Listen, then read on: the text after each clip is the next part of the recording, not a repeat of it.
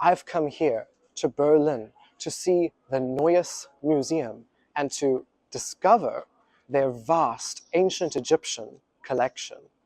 Won't you come with me? From the famous Nefertiti to Queen Tiye, this museum in the center of Europe contains 5,000 years worth of treasures from the pharaohs. From tyrannical rulers to religious zealots and everything in between, the glory of ancient Egypt is here for all to see.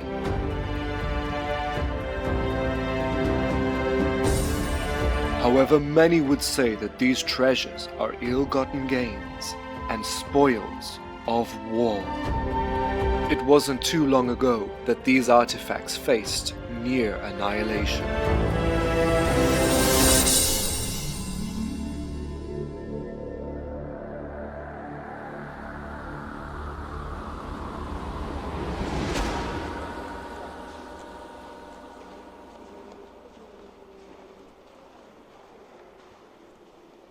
You can see here, I have an image of this exact room when it was bombed in World War II. This is incredible.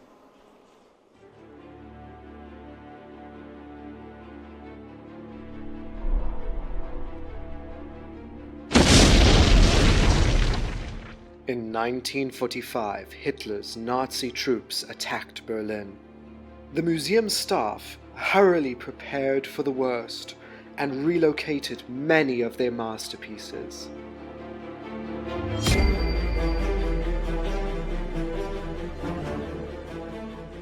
The museum was bombed and hundreds of ancient art pieces were destroyed. Irreplaceable, they were lost for forever. The Nazis stormed the museum and destroyed what was left over by hand. Weeks later, brave civilians arrived on the scene and volunteered their time to clean up this precious museum. This haunting image shows men rescuing a bust of Tutankhamun from the rubble.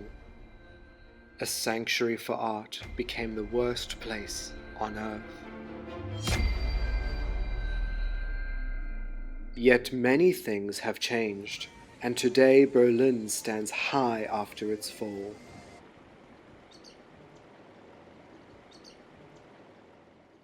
Today, the museum's island is a gem of Europe. And this courtyard here, with the sun coming through, to feel a little bit more connected to nature. This courtyard was painted in the 1800s, but blown up during World War II.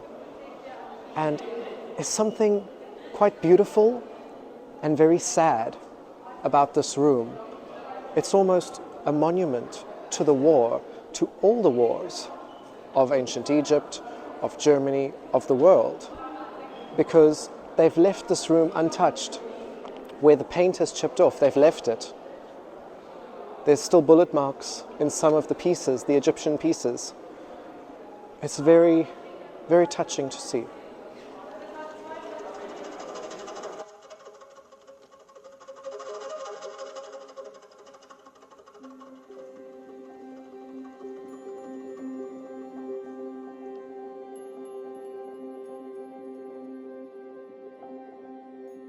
This museum focuses on the ancient, with decoration only to enhance the artifacts. Here at the Neues Museum in Berlin, what is so beautiful is the ceiling. It looks original, but that's because it's so damaged. These frescoes were made in the 1800s, painstakingly made to look original. And then, when this museum was bombed in World War II, they decided when they renovated the museum to not fix it. So that's why we have these ceilings. Copied from tombs and temples, this ceiling is filled with astrological signs followed by the ancient Egyptians. The sun, the moon, and the stars played a big part for the Egyptians, and each temple had a chief astronomer. And each pharaoh valued their astronomer, dating all the way back to the time of the pyramids, over 4,500 years ago. Astronomy allowed for the alignment of the pyramids, and dotted around the pharaohs' tombs were hundreds of tombs for their nobles.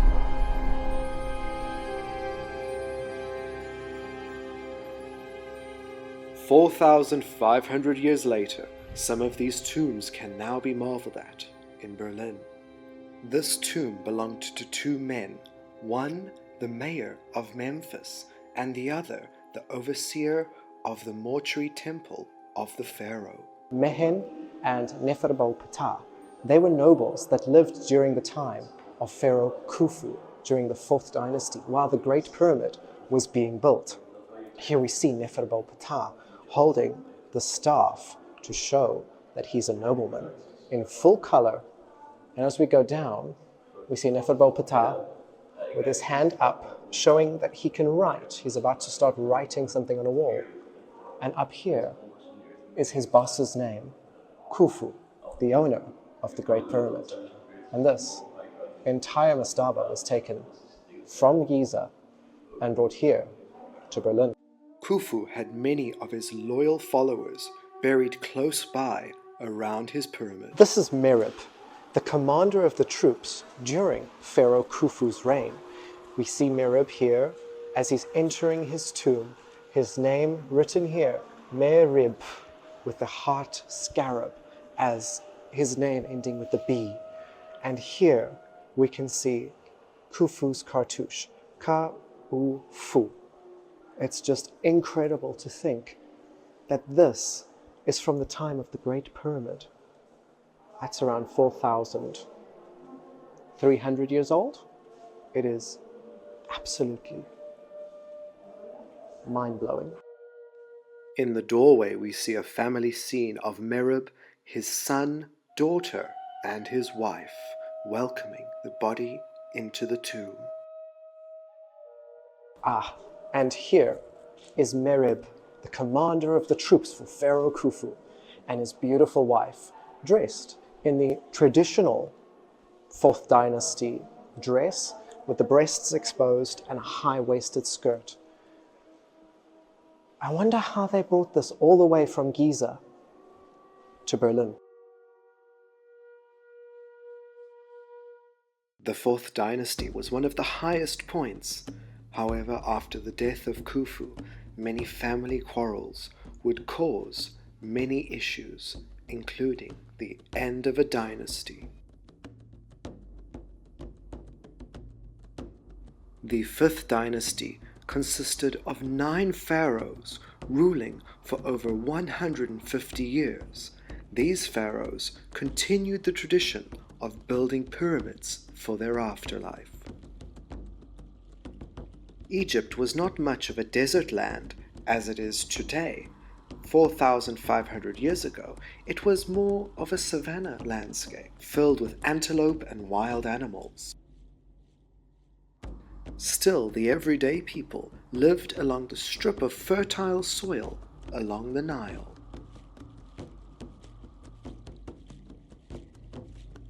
For the beginning of the 5th dynasty, the land was prosperous, yet after a while it began to decline. This scribe, named Henka, lived during the 5th dynasty, but was the high priest and the overseer of the pyramids of Snefru from the 4th dynasty. People who were close to the pharaoh were greatly rewarded during this period. Shown with his wife and child, this nobleman from the 5th dynasty, from the reign of the first pharaoh of this dynasty, Userkaf, would have witnessed a dramatic change in politics from the 4th dynasty to the 5th dynasty. The succeeding pharaoh raised the 5th dynasty to its high point. He increased Egypt's trade and military presence.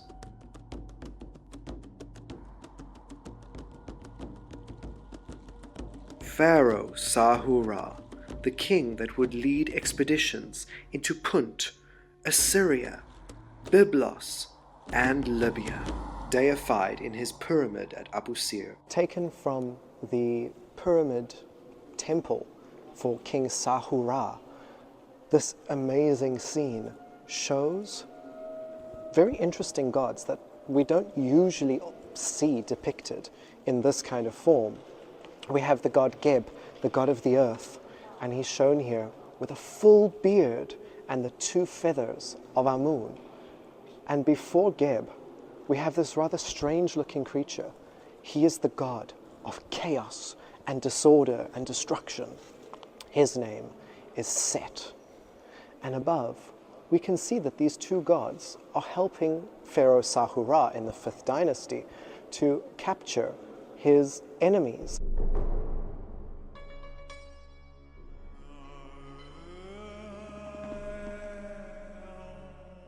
But what's interesting is there are enemies that are Egyptian as well.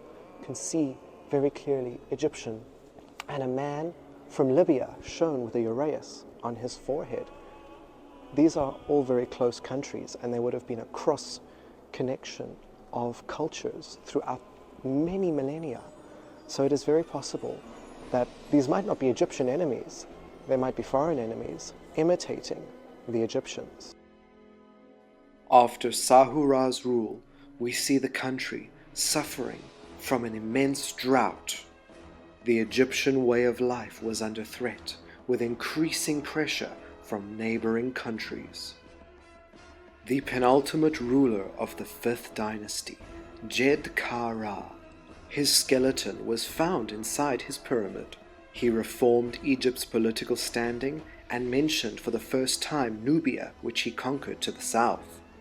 His success followed over into the new set of rulers, the 6th dynasty. A scene from a 6th dynasty tomb wall. They've brought the entire mastaba again here to Berlin. But what is so interesting is here we see the initial outlines. This is an unfinished tomb. These are the artist's impressions to show the sculptors how to come and chisel out these elaborate embossed carvings. It's just beautiful. So it's as if someone was chipping away, the dead person was brought in, and they went, okay, we're done.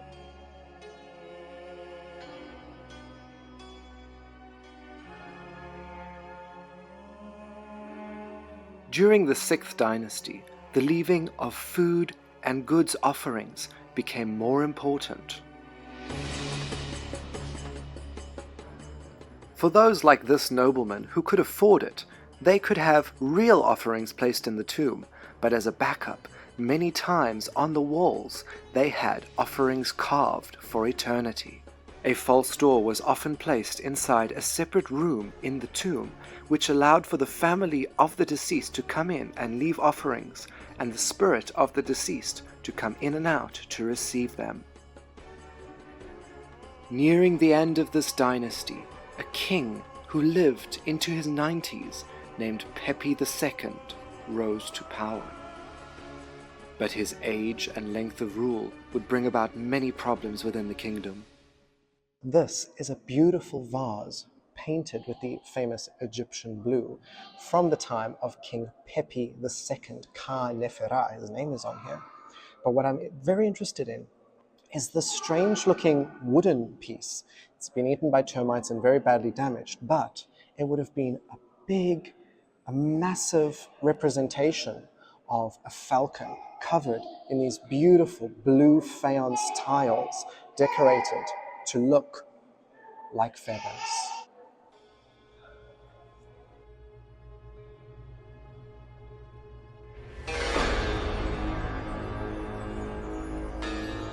Because of the extended age of dear old Pepi II, many regional rulers took it upon themselves to take power, meaning the rise of non-monarchs or nomarchs.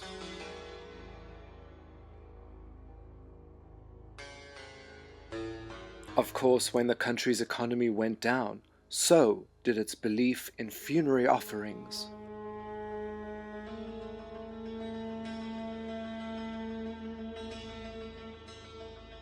Instead of having elaborately carved tomb walls or expensive offerings placed in the tomb, These statues would be there almost to provide the service for eternal life of bringing in your offerings.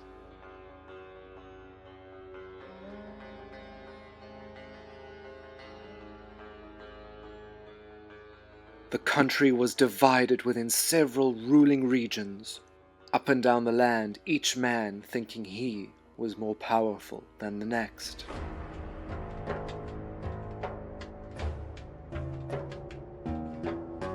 A ruler named Ankh-Tifi helped secure Thebes.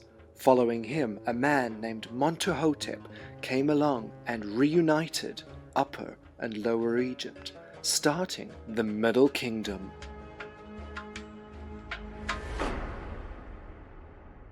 A typical 12th dynasty scene of a woman wearing the typical 12th dynasty dress with the breasts exposed, carrying offerings on top of her head. They might not actually be offerings, they might be scenes from everyday life. Egyptian women putting bread or vegetables from the market and taking it home. The tradition of offering statues continued all the way into the Middle Kingdom. The Middle Kingdom is one of the most interesting times in ancient Egypt's history. It gives us some of the most gorgeous examples of funerary practices, like this painted wooden coffin with the goddess Isis with her wings stretched out.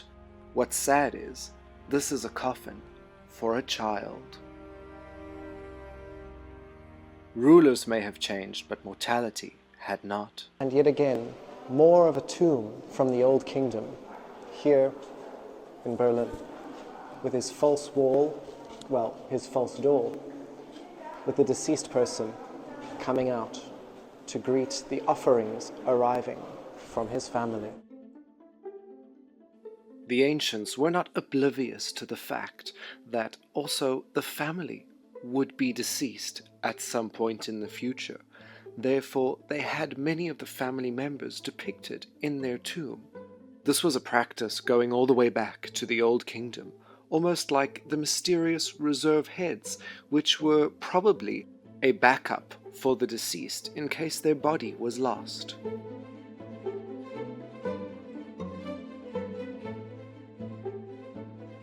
On this offering table, known as a hetep, we see them bringing in the sacred oils. The Middle Kingdom was an interesting time, and modern scholars actually refer to this period as the classical period of ancient Egypt, due to the fact of many personal narrative papyri that were found. You see, the parallels between the Old Kingdom and the Middle Kingdom are quite slight. Priests like Ankaf from the 6th dynasty in the Old Kingdom would write down their personal stories, holding a staff with his full figure showing his prosperity. In the Cairo Museum, we have an excellent example of a mayor and priest with a full body holding a staff from the 4th dynasty known as Ka-Apeh. The connection between Lord Carnarvon and Howard Carter is spread throughout all Egyptian museums. The impact is so strong. These pieces were found by Howard Carter and donated to this museum, pretty similar to the museum in Florence and all over the world, where we find pieces discovered by Howard Carter and Lord Carnarvon. It is often the smaller pieces that can tell us more about real life than the grand monuments, like this 12th dynasty Cobra Uraeus. Jewelry in the 12th dynasty is some of the most beautiful and delicately executed of all history. What I'm looking at here is some jewelry from the 12th dynasty around the time of Queen Sobek-Neferu and Sesostris III. And over there is a little shell, and that shell we can see often during the 12th dynasty.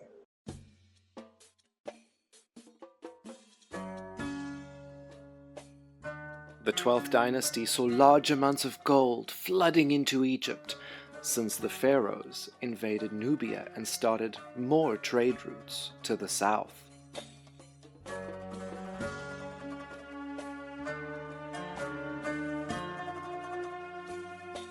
Furniture in the Middle Kingdom is some of my favorites, including these cosmetic boxes with ebony and ivory flower handles.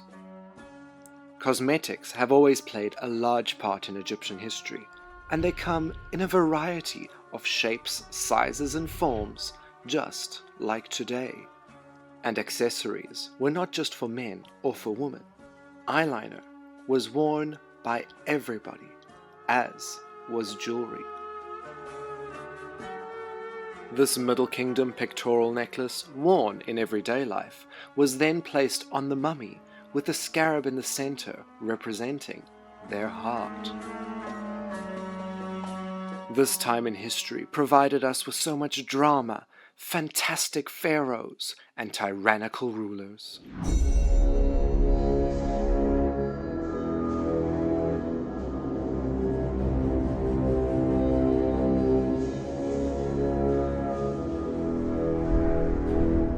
This pharaoh was a co-regent with his father and ruled the country for over 45 years. Amenemhat III, the father of Sobek Neferu, the father of the first ever recorded female pharaoh.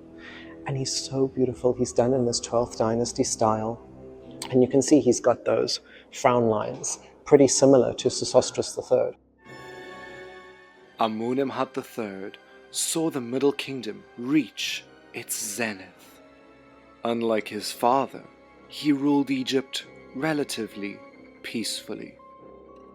He had 2 pyramids constructed for himself. In one pyramid, himself, his daughter Sobek Neferu, and the 13th dynasty pharaoh Horewibra were interred. How did his reign of peace come about? Amenemhat I, the son of Sesostris I, a king who would have a long line of prosperous successors.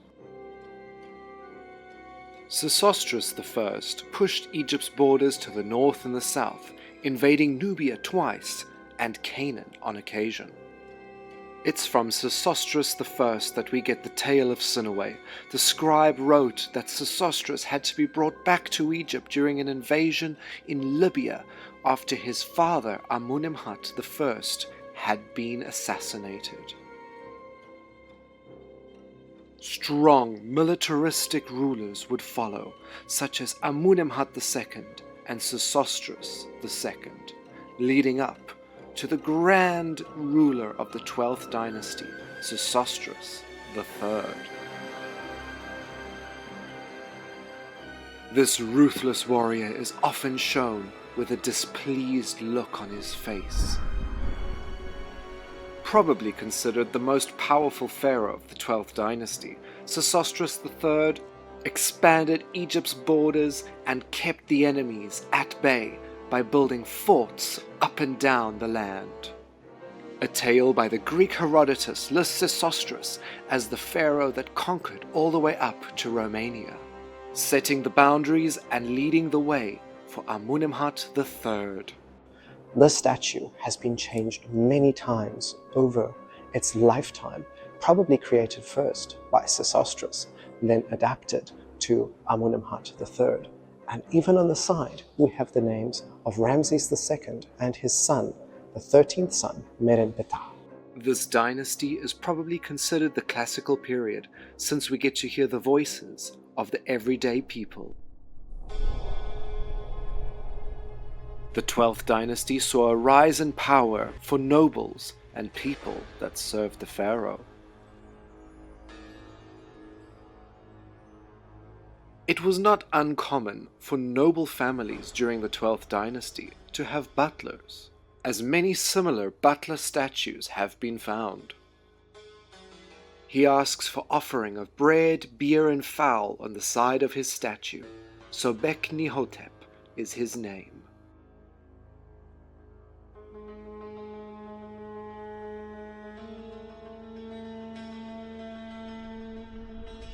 This is the High Steward during the 12th dynasty in the reign of Sesostris III. And he's shown in this full cloak As we know, it can get pretty cold in the desert at night. Apart from having a practical use, these cloaks often served ritual purposes and were worn on special occasions, like Sesostris wearing his cloak at his jubilee. Yet the long success of the 12th dynasty came crashing down.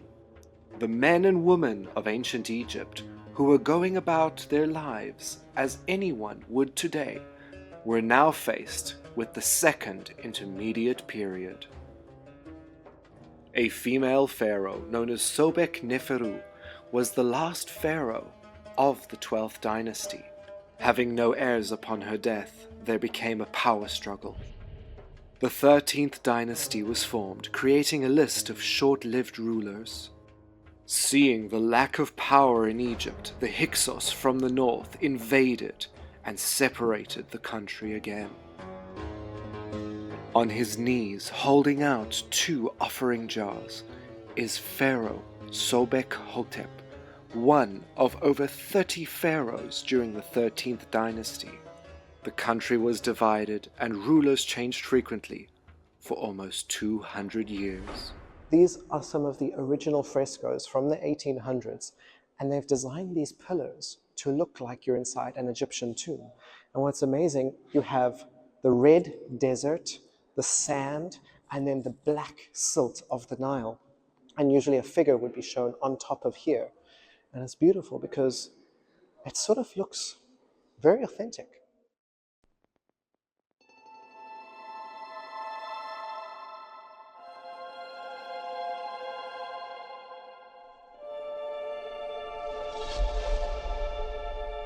A pharaoh named Ahmose I defeated the Hyksos and reunited Egypt, forming the 18th dynasty.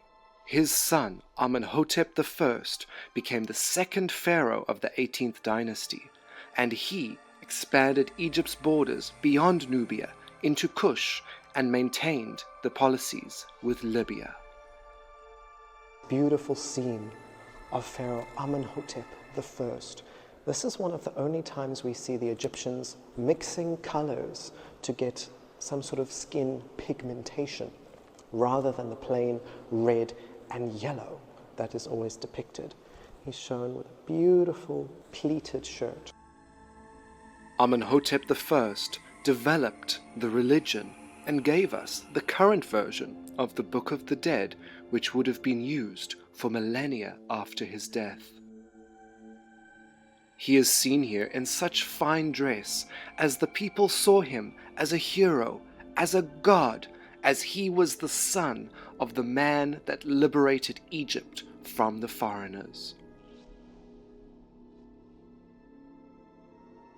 But over here is his mother, Ahmose Nefertari.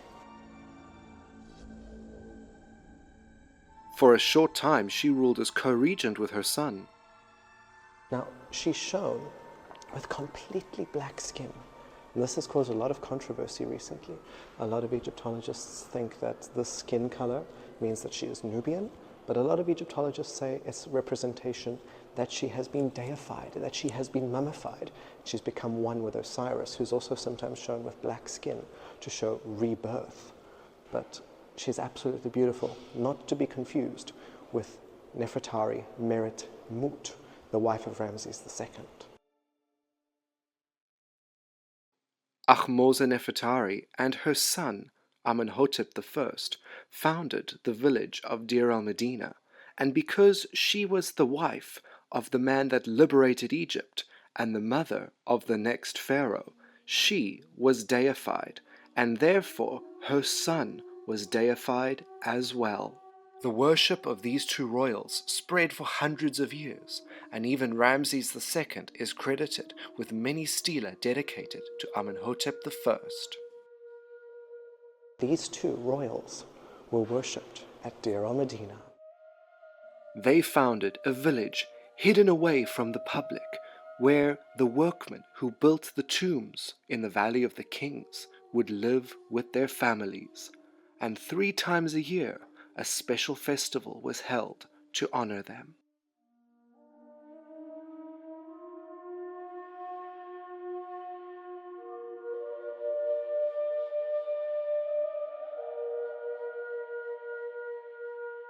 For hundreds of years, this exclusive festival took place in Deir el-Medina, hosted by the families that lived there. A votive statue of Amenhotep I would be carried around the village from door to door, and people who wanted answers to their questions would jump in front of the statue and ask, and the priests would be compelled to lean to a left, right, forward or back, giving the specific answer. This strong woman laid the path for many women in the country to follow. And just a few short years after Ahmose Nefertari, a woman became pharaoh. A kneeling statue of Queen Hatshepsut, showing her piety by giving an offering of beer or wine to the gods. She became pharaoh because her father was a pharaoh and the male heir was too young. There's a lot of speculation about Senenmut and his relationship with Hatshepsut. It's so interesting that we see statues of Senenmut shown as a scribal statue. And he has baby Neferure, the daughter of Hatshepsut. We don't know who the father of Neferure is, but he's shown very close with her. It is unclear whether Neferure was the daughter of Senenmut or the daughter of Hatshepsut's previous pharaoh husband. Yet it is interesting that Senenmut mentions Neferure in his tomb. Neferure took on the roles of Lady of the Two Lands and the god's wife when her mother Hatshepsut became pharaoh. Hatshepsut had an exceptionally successful reign. She is famous for leading many expeditions into the land of Punt, where she brought back many botanical treasures. Later in her reign, when he was older, the man that was born to be the next pharaoh became the head of Hatshepsut's army. Thutmosis III finally took the throne when Queen Hatshepsut died.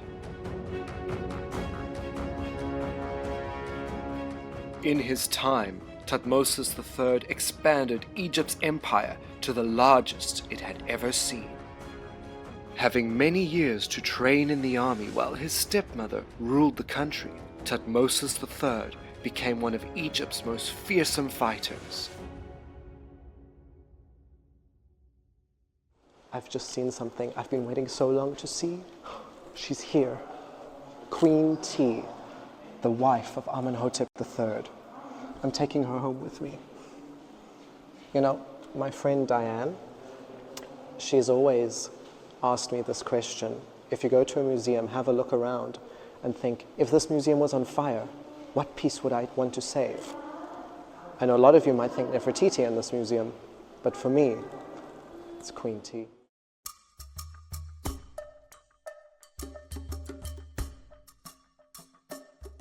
This wooden bust of Queen Tiye was discovered at Malkata, the palace built for her on the western bank near Luxor. She is actually wearing a crown on this bust, not an afro as many have suggested, as is indicated by the blue lapis beads which would have encrusted the crown. She wears a gold band on her brow and a hole for a cobra and a vulture. Atop her head she wears the feathers, horns and sun disk, indicating the goddess Mut. The eyes would have been lined with thick black paint, and she wears one earring with two cobras. Some suggest that Queen Tiye ruled as a co-regent in the early years of her husband Pharaoh's reign. Amenhotep III was an entirely peaceful pharaoh. He was the grandfather of Tutankhamun. This unknown bust is of the most famous pharaoh of them all, King Tut, the son of the heretic king Akhenaten. Incredibly beautiful woman. From the late 18th dynasty. Her name is Maya, and she was the nurse for Tutankhamun. And she's shown here with her husband, with their cones of perfume on their head, and at the bottom here, holding her husband around the chest with elegant little fingers, showing that she loves her husband, who you can see has the traditional Amarna little belly to show that they lived well. And underneath, her cute little pet monkey. It's just incredible to think that this is how people lived. I know these are images to be shown to the gods. It might not be the everyday life, but certainly once a year they would have done something where they dressed up like this.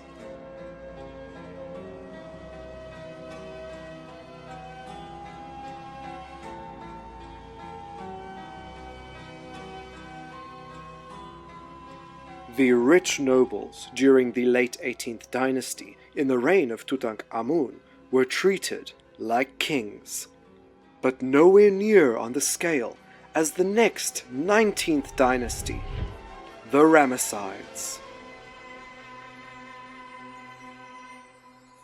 This museum is filled with treasures from the entire history of Egypt, yet one pharaoh remains elusive here, Ramses II, the pharaoh that had more statues and monuments made than any other. Chaim was it, the son, one of the sons of Ramses II. He became high priest of Ptah in Memphis, and there are rumors that he lived below ground in the Serapeum at Saqqara. But what I love about this statue of him, he's shown with the side lock of youth. And this would be cut off when you became a man, when you turned around age 13. But yet he's still shown here in a very Ramesside style as an adult, as a high priest.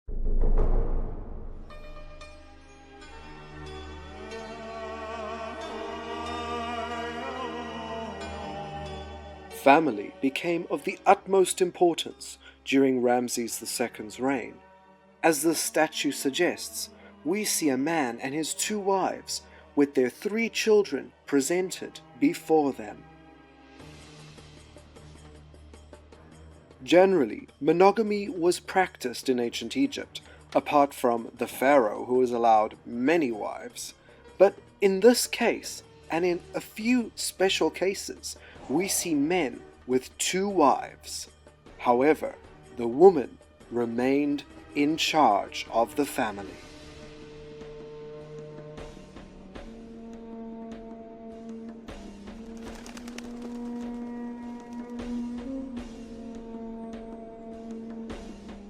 This is a mask of the Greek king Agamemnon, and many years ago, people confused Agamemnon to be a king of Egypt, and that is how the 2 colossal statues of Amenhotep III became named the Colossi of Memnon, after this Greek king.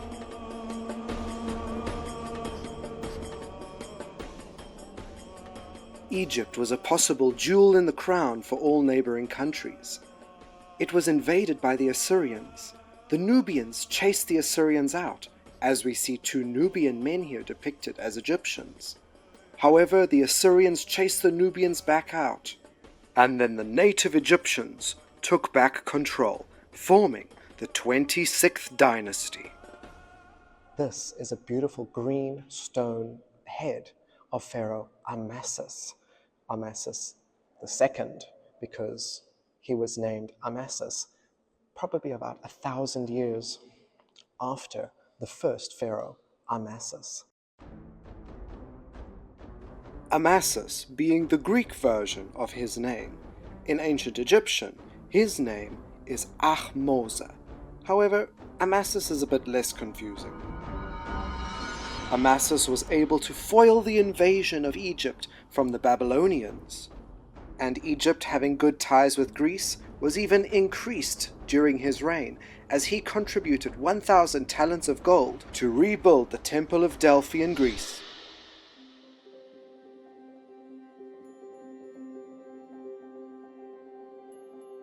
With exquisite detail, this masterpiece of Egyptian art of an unknown man is simply called the Green Head of Berlin. We may not know who he is, but we do know that he lived around the time when Egypt was then ruled by the Greeks who had chased the Persians out of Egypt, known as the Ptolemies. In 332 BC, Alexander the Great liberated Egypt from the Persians and was named Pharaoh. His successors went on to rule Egypt with a mix of Greek and Egyptian culture, the most famous being the final pharaoh of Egypt before she was defeated by the Romans. Resembling images of her coins, this bust is said to be that of the great Cleopatra VII.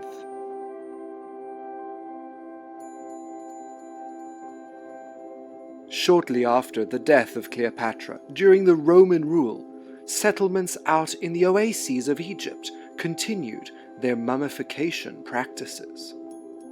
This set of mummies is an example of a rich family who would export wine to the Mediterranean. Wine was a lucrative business, and this allowed for the family to have their death masks made of gold, like the Golden Father shown with his full beard.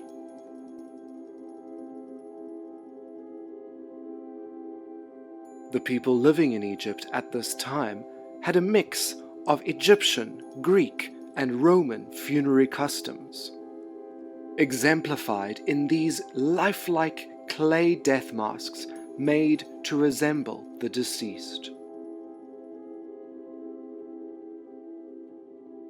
Not often do we actually get examples of Egyptians using different colored eyeliners and eye makeup. Usually it's just black, but here we can see the green pigment. And what's so amazing, this is a woman from the Roman period, and she's shown wearing bracelets of two serpents in a similar style to what we find generally at Pompeii. And on her death mask, her hair has actually been glued into place so that she could be connected to the goddess Hathor to get into the afterlife, because one of the wishes for the ancient Egyptians to get into the afterlife was to be connected with Hathor. And if you were connected with the goddess of beauty and motherhood, well, she would put in a good word for you with Anubis and Osiris and get you fast-tracked, because you are beautiful enough to be with the gods.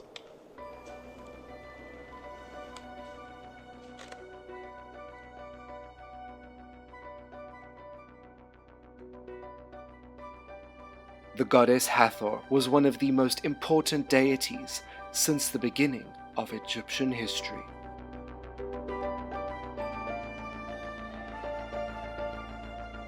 On this box from the 19th dynasty, 3,300 years ago, we see a goddess in the tree giving the water of life to a deceased woman and her spirit.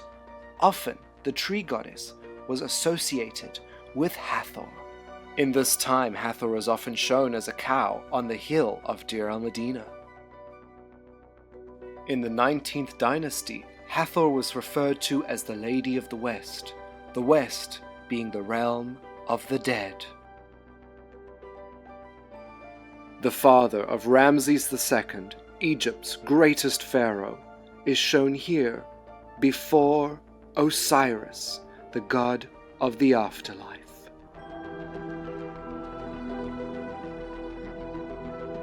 It was up to Osiris to make the final judgment on whether the deceased could enter heaven.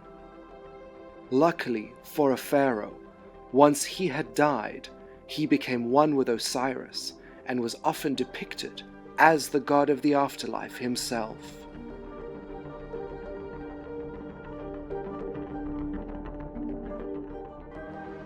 The art style in this pharaoh's reign, Seti I, in my opinion, was the greatest in all of Egypt's history. This pillar was taken from the tomb of Seti I in the 1800s by Giovanni Belzoni, but was never intended for our eyes.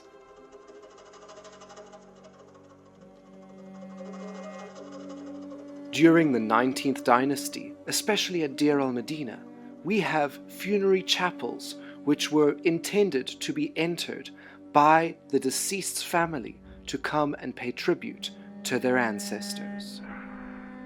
The divine family, Isis and Osiris, meeting with their son Horus in the chapel.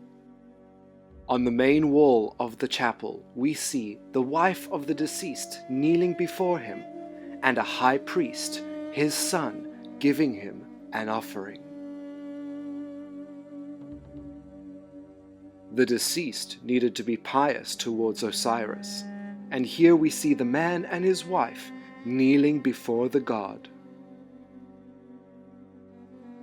The god Atu makes a special appearance here as one of the ultimate creator gods. Against a small effigy of the goddess Ma'at of truth and justice, your heart is weighed for its sins by Anubis. Many think that the Egyptians were obsessed with death, but they were obsessed with life and wanting to continue a good life in the next world. But at times it came under threat. Around the 27th dynasty, a lot of different mummification practices were being melded and brought back, discarded. It kept evolving. And here we have such an interesting coffin. We see it was originally painted, but it has been splashed with this black resin, perfumed resin. And this was seemed to have some sort of rejuvenation powers. It's really quite interesting that they would have gone to all the trouble to paint it and then splash it with this black resin. Rather than canopic jars, these canopic coffins, gilded in gold, contain the mummified organs of the deceased, covered in the sacred black resin. This resin had various ingredients from frankincense and myrrh to the Egyptian blue lotus. Found in many tombs, the sacred blue lotus to the Egyptians had many properties, but the main symbol for it was rebirth.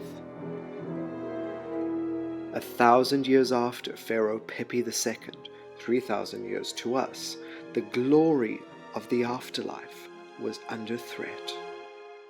Something very interesting during the Third Intermediate Period, when people couldn't afford to have elaborate tombs and burials made, and even to have their own Book of the Dead made out of papyrus, they had the text written inside their sarcophagus to help them reach the afterlife. It's a very sweet way, but very sad to think that this person could afford a sarcophagus, but they couldn't afford the entire package. Burials and mummification came in several different packages, from the most simple to the most elaborate, and all this to appease the hundreds, if not thousands, of the many gods of ancient Egypt. Gods like Amun-Min with his erect penis for fertility, and the goddess Anuket, the protector of the Nile cataracts. She was worshipped all the way in the south on Elephantine Island, and later became the goddess of lust. Several other deities were worshipped at Elephantine as well, like the ram-headed god Khnum, often seen as the source of the Nile. He later became associated with the formation and creation of men. He had a temple dedicated by Thutmosis III at Elephantine. Many gods had functions for the Nile, as it was their source of life, and living in the cataracts was one of the most important. What we have over here is a beautiful, beautiful, damaged obviously, statue of the Nile god Hapi. He's here holding the lotus and papyrus, combining Upper and Lower Egypt. And he's shown in a very late 18th dynasty, early 19th dynasty, time of Seti I, Ramses I. And he is just so beautiful. He's shown with his full breasts to show the abundance of the Nile, as well as his large stomach with the folds. Hapi is often shown combining the lotus and the papyrus, Upper and Lower Egypt. There were many forms of Hapi, such as the traditional full-bodied man, Yet he did have a feminine counterpart, and she was the goddess of the branches of the Nile Delta.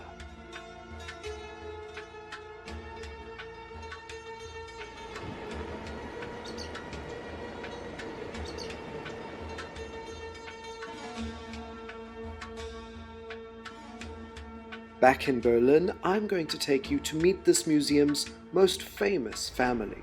From the world's most overly extorted Egyptian queen to the heretic pharaoh and son of Queen Tiye. And here he is, the heretic pharaoh Akhenaten. This bust was found at the workman's house called Thutmose.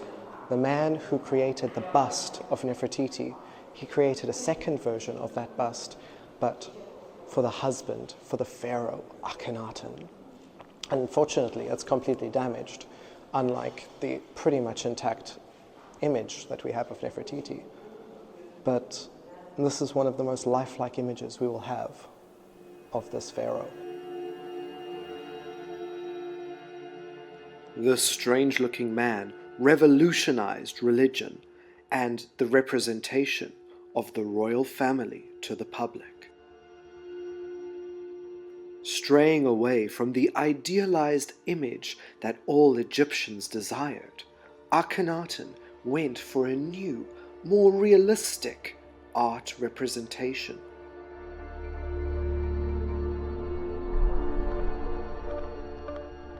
He wanted to show himself, his queen and wife Nefertiti, and his family in an overly exaggerated form of realism, showing their flaws and all. When you look into the eyes of this couple, one can only imagine, was Akhenaten a madman or a master of ancient Egyptian art and religion? This is a beautifully painted fresco from a palace at Amarna. In his new arid city of Akhetaten, this scene would bring the outside to the inside.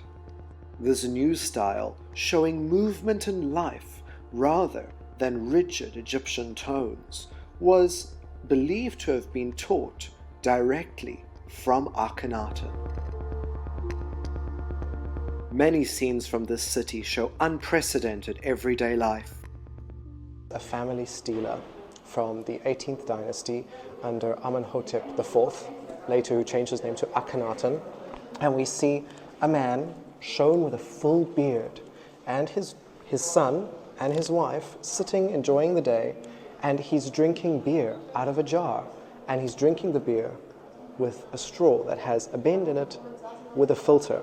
And next to this scene we have some actual spices and ingredients that went into making this beer. It would have been a very different tasting beer to anything you guys drink. I don't drink beer, so I wouldn't know. Beer was enjoyed by everybody in ancient Egypt, and it became a staple of their diet. Beer even became a way to pay craftsmen. This is how ancient Egyptian sculpture was made. A big stone block, and it was drawn with lines, and from those lines they had the connecting features of whatever sculpture they were doing. So in this case we have an unfinished sphinx. The sculptors were more free during the time of Akhenaten, straying away from the rigidness of Egypt's past. Akhenaten here holding a table for offerings. What we see over here is realism. See, these faces have been cast from real life. And who we see over here is thought to be the father of Nefertiti, Pharaoh I. It was I who would succeed Tutankhamun in becoming the next pharaoh. But of the many women of the late 18th dynasty, there is one that some believe became a pharaoh after Akhenaten. A woman who many believe died young, yet this statue suggests otherwise. Nefertiti outlived Akhenaten and became pharaoh in her own right. If we see, Nefertiti has aged. She has jowls, her breasts have sagged, even a belly, and she's hunched over.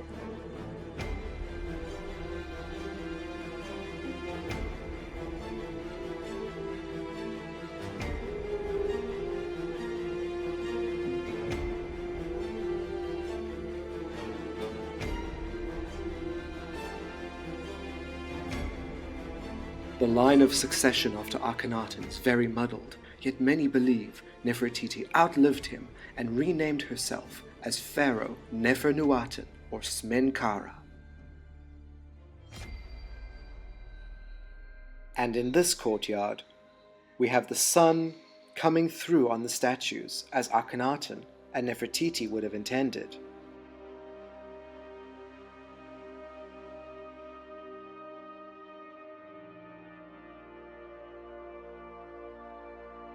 Akhenaten favored the sun god Aten, and this room, bathed in the sun rays, is filled with only the images of the royals, Akhenaten, Nefertiti, and their children.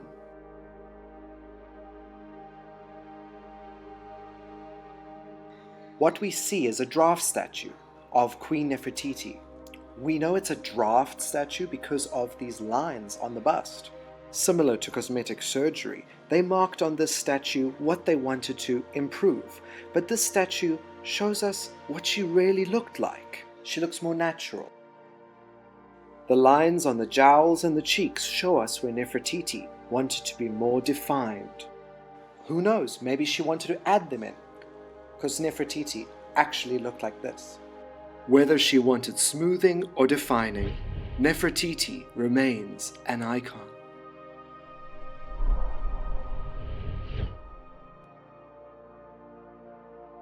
And I'm going to meet the ultimate image of the Queen.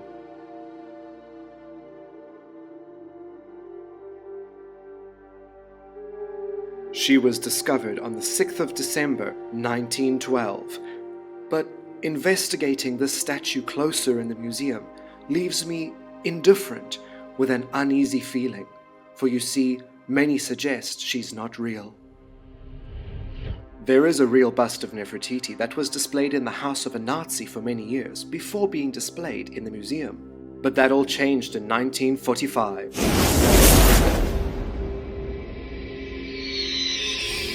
Hitler was planning his invasion of Berlin. Concerned with World War II, the Egyptians wanted Nefertiti back. He demanded that Nefertiti be taken off display from the museum and had an exact replica made of the statue.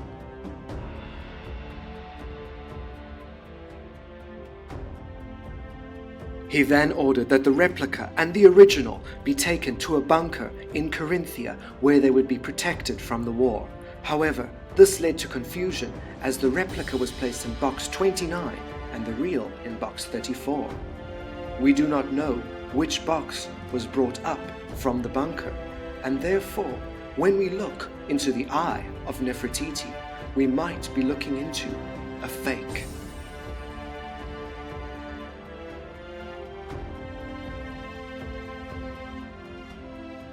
That bunker was never reopened. We do not know whether this is the real or the fake Nefertiti.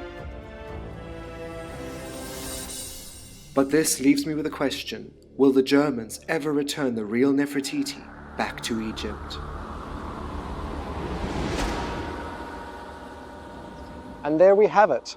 Those are some of the treasures from this incredible, vast museum here in Berlin, in the center of Europe. You can feel a little closer to ancient Egypt. Who would have thought that in the center of Florence in Italy is a giant part of ancient Egypt?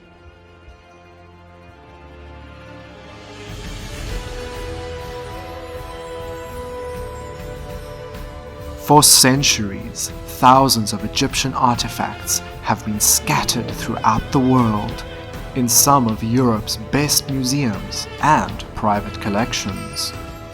We investigate the enemies, the queens, the treasures, and a mysterious pharaoh.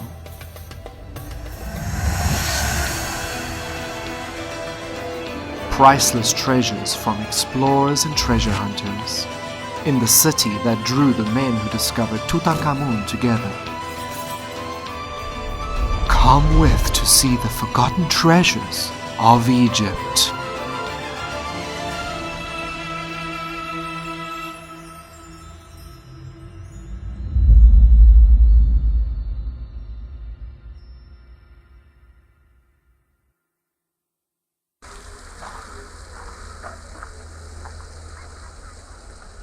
Tucked away here in Firenze at the Pitti Palace in the Boboli Gardens are ancient relics, some from the 16th century.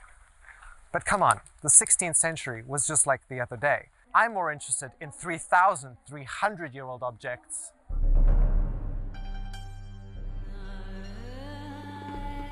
At the very center of the Boboli Gardens is one of the oldest objects in Florence on public display, apart from anything in the museum. It is a giant obelisk commissioned by Pharaoh Ramses II.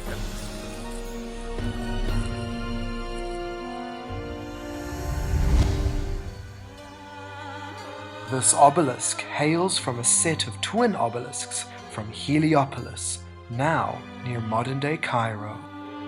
Most Egyptologists are aware of 13 obelisks that were taken to Rome. However, this information is incorrect. There were actually 14. In the 1st century AD, this obelisk was moved to Rome by Domitian and placed in the Temple of Isis in Campus Martius. Along with other obelisks, it was placed near the Pantheon. The famous Medici family claimed this obelisk for their own personal collection. This 9-ton, 6-meter obelisk was taken from Rome and brought to Firenze on an epic 4-month journey and finally placed here at the center of the Pitti Palace.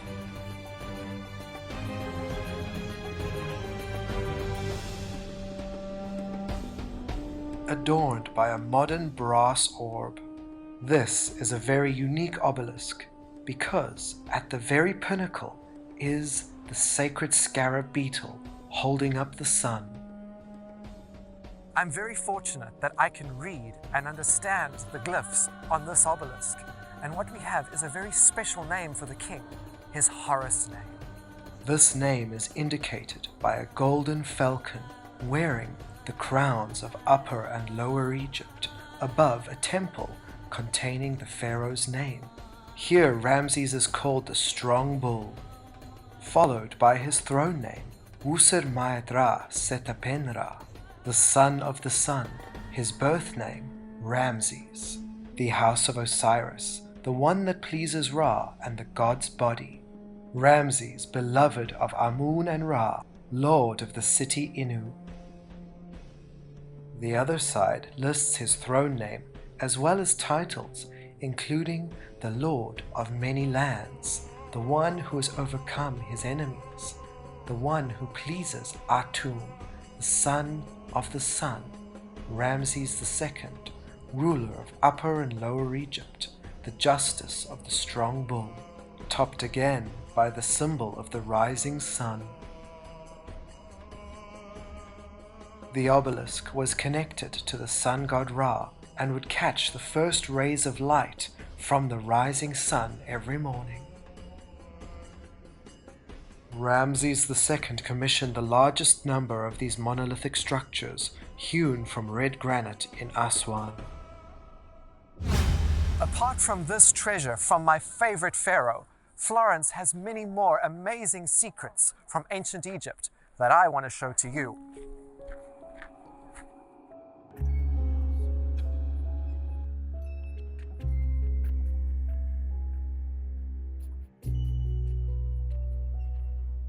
Not only is there a giant obelisk, But there is also an obscure museum with an interesting connection to the men who discovered the tomb of Tutankhamun: Harry Burton, Lord Carnarvon, and Howard Carter.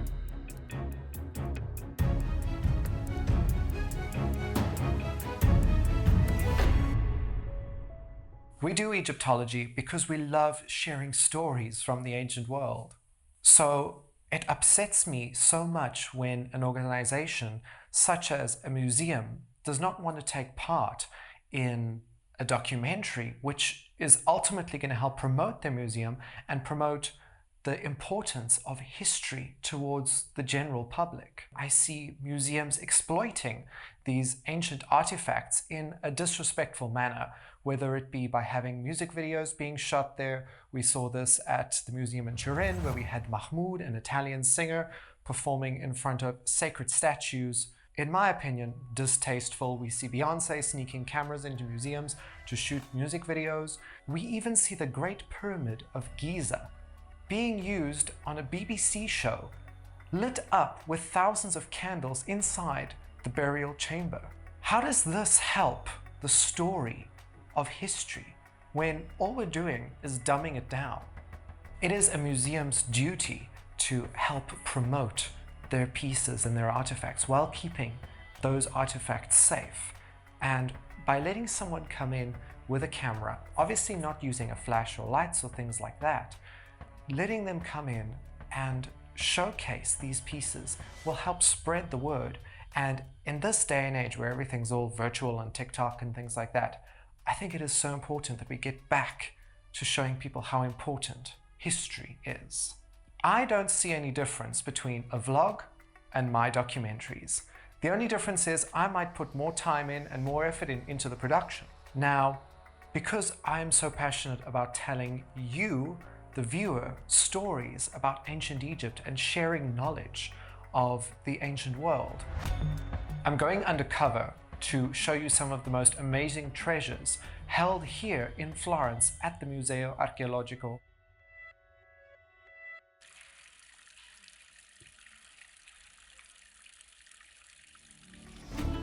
Since Florence was founded by Julius Caesar, many of the Egyptian artifacts in this museum were discovered in the 1500s in the remains of ancient Roman villas. This massive oil painting showing Jean-François Champollion, the man who deciphered the hieroglyphs from the Rosetta Stone, and Ippolito Rossolini, his trusted artistic friend. When these two men met in Tuscany in 1824, they revolutionized Egyptology. In 1828, on an expedition to document the history of Egypt, Rossolini and Champollion returned and donated 2,000 artifacts to this museum. The history of Egypt is even more ancient than we could have imagined. In this museum, the history is laid out in chronological order, with some artifacts dating back to over 10,000 years ago to the pre-dynastic period. These clay pots show boats and bird life, such as flamingos, laying out the foundations for Egyptian art and religion. These pots were placed into simple pit graves, the fundamental beginnings of one of ancient Egypt's most important practices.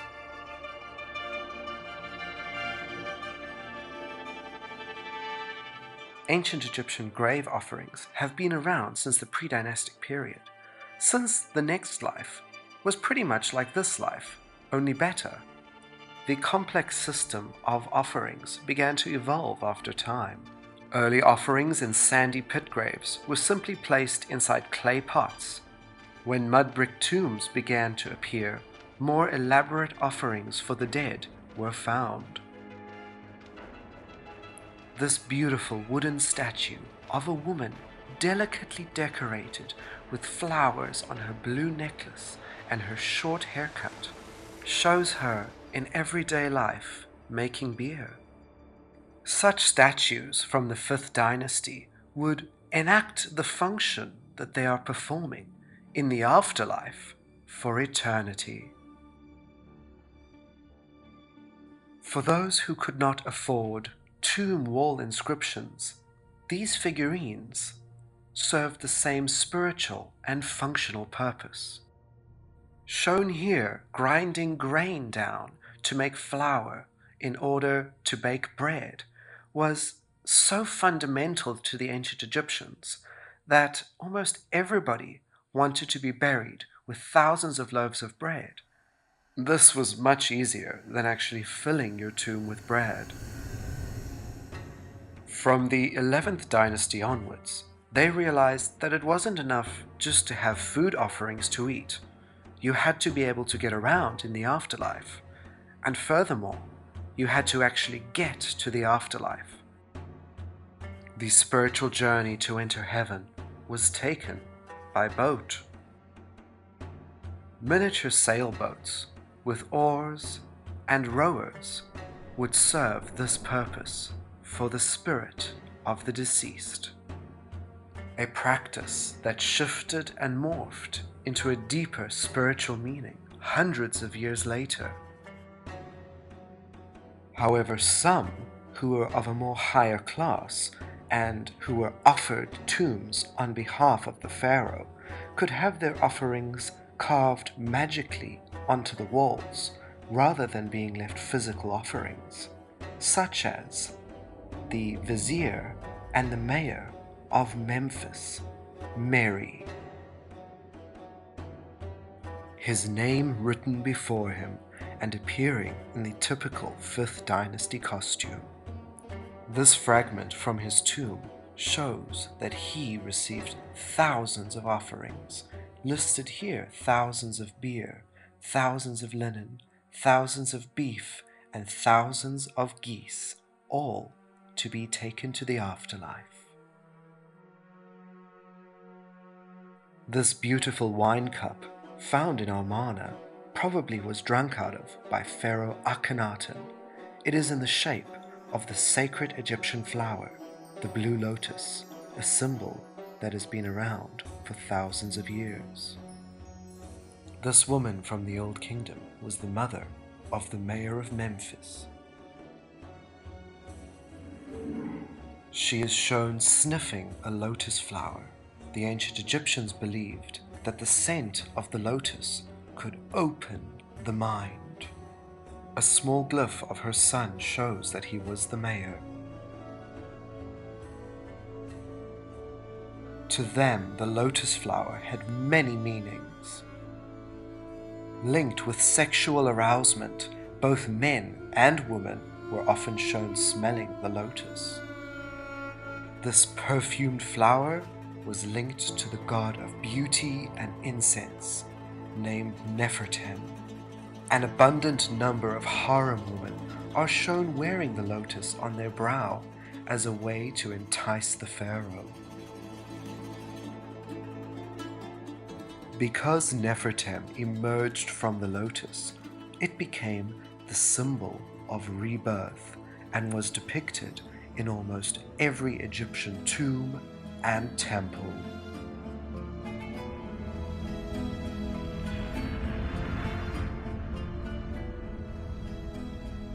The lotus flower also became the symbol for Upper Egypt.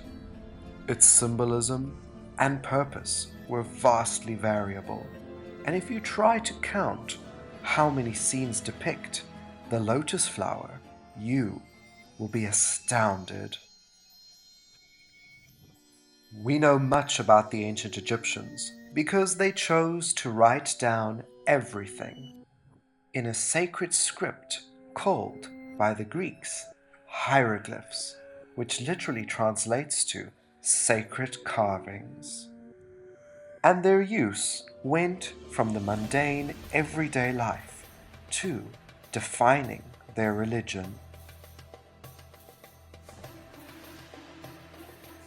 Between the 7th and 11th dynasty, Egypt experienced its dark age.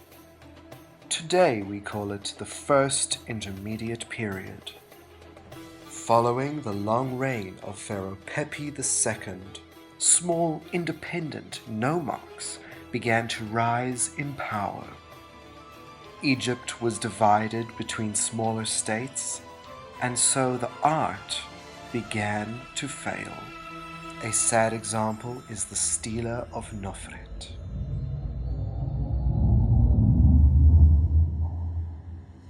By the 11th dynasty, things began to pick up again. In Thebes, a smaller known god named Montu, the god of war, began to rise in prevalence. A Theban army general named Montuhotep aimed to reunite Egypt. The overseer of the estates of the god Montu tells us that Egypt's wealth began to rise yet again, and funerary offerings became commonplace once more.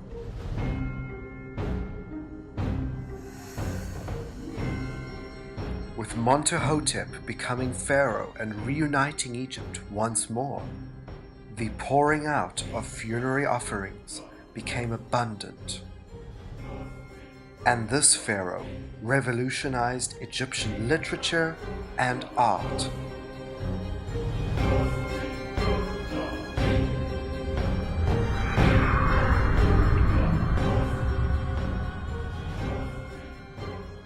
The Middle Kingdom style is very distinctive. The man in front shone with his wife behind, holding his shoulder in support.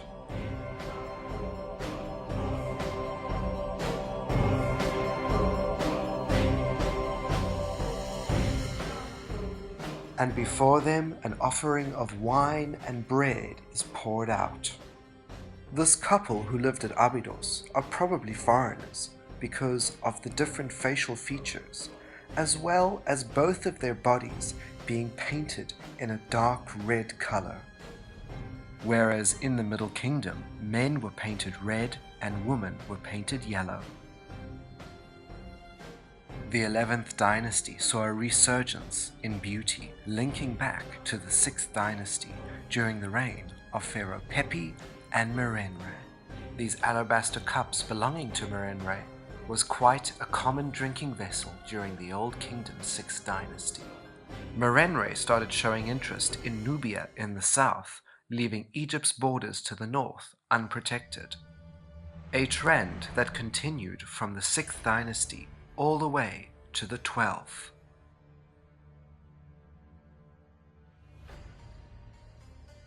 Don't lose your head over this statue. It is actually a Middle Kingdom statue, probably from Sesostris, but it was reused by Pharaoh Psamtik. Introducing a line of 3 ruthless warrior pharaohs named Sesostris. Although Sesostris is the Greek version of his name, his real name in ancient Egyptian reads as the man of the goddess Wasret, Sen Wasret.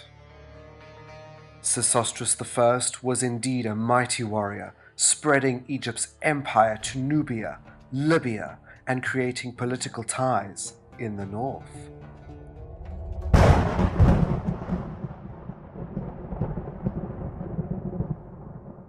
What I love here is we see Sesostris in the form of Amun, with the feathers on his head, with the god Montu next to him, Montu identified by the 2 cobras on his brow, and obviously we can read his name. But what is so interesting is Montu has, on these ropes, he has the enemies, the 9 so-called enemies. Obviously they had more than 9 enemies, but these are the 9 major enemies. And they are all tied up here, and we can tell that these are different from cartouches. Around the name, we actually have what is like a city wall. So that is the city, the civilization that the pharaoh and the god have conquered, and they are tying up here.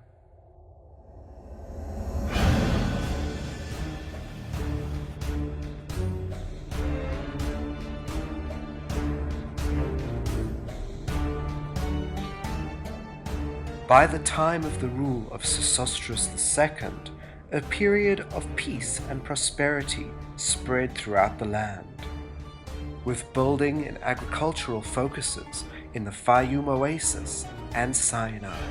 Sesostris II even allowed foreigners to begin to move into certain areas in Egypt.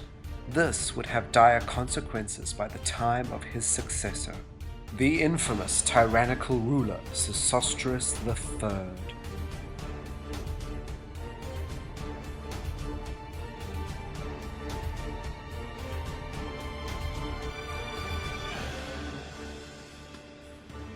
Sesostris III reinforced Egypt's power in the south in Nubia, having many military campaigns and building fortresses to protect the borders.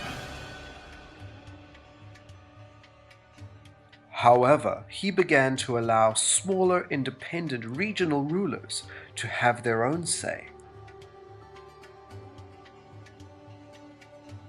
The internal political system began to crumble. Down the line of the 12th dynasty, after Amenemhat IV, came Egypt's first female pharaoh. With no clear male heirs to the throne, Sobek Neferu became the pharaoh.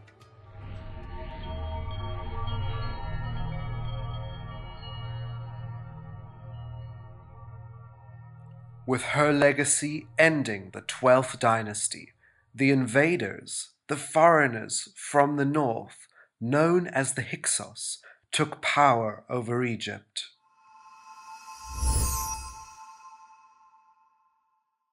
These foreigners, or Hyksos, took power from the north in their settlement area of Avaris, dividing Egypt up once again into its second intermediate period.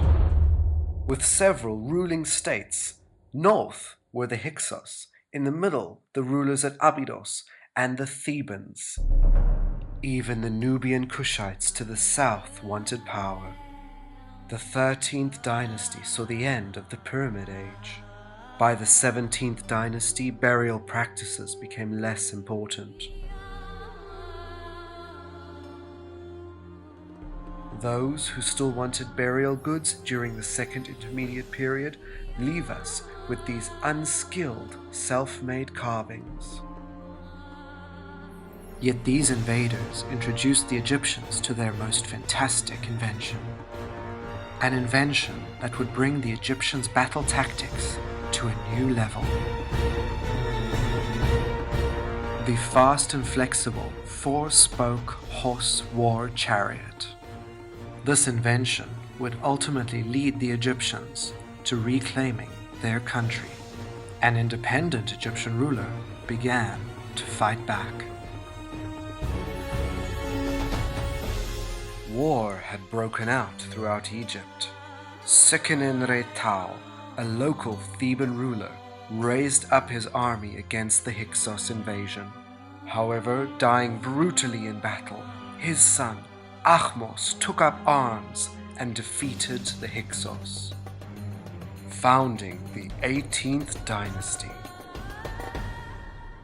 On this touching stela, we can see young Ahmos clutching at his father's leg, and behind the young prince is his trusty pet dog. It is a common misconception that the Egyptians were extreme lovers of cats. They had many forms of pets, including cats. However, cats were never given human names. They were simply referred to as a meow, and a dog could be given any given name. Actually, small felines such as domestic cats were seen more for the common people, whereas dogs were seen of a higher class. We know that some pharaohs, such as Tutankhamun and Ramses II, had pet lions. Some people in Egypt even adopted pet monkeys. In some higher class families, we know that they even hired attendants to groom and care for the monkeys. Animals in ancient Egypt were held of a very high regard. Larger, more ferocious felines, such as lions, were deified. This high-class woman is shown before an offering table, and below is her pet monkey eating a fig, and she bears the lotus flower on her head. Such life-filled scenes became commonplace in a village founded by the 18th dynasty pharaoh Amenhotep I, son of Ahmose. A unique village where he and his mother Ahmose Nefertari became gods.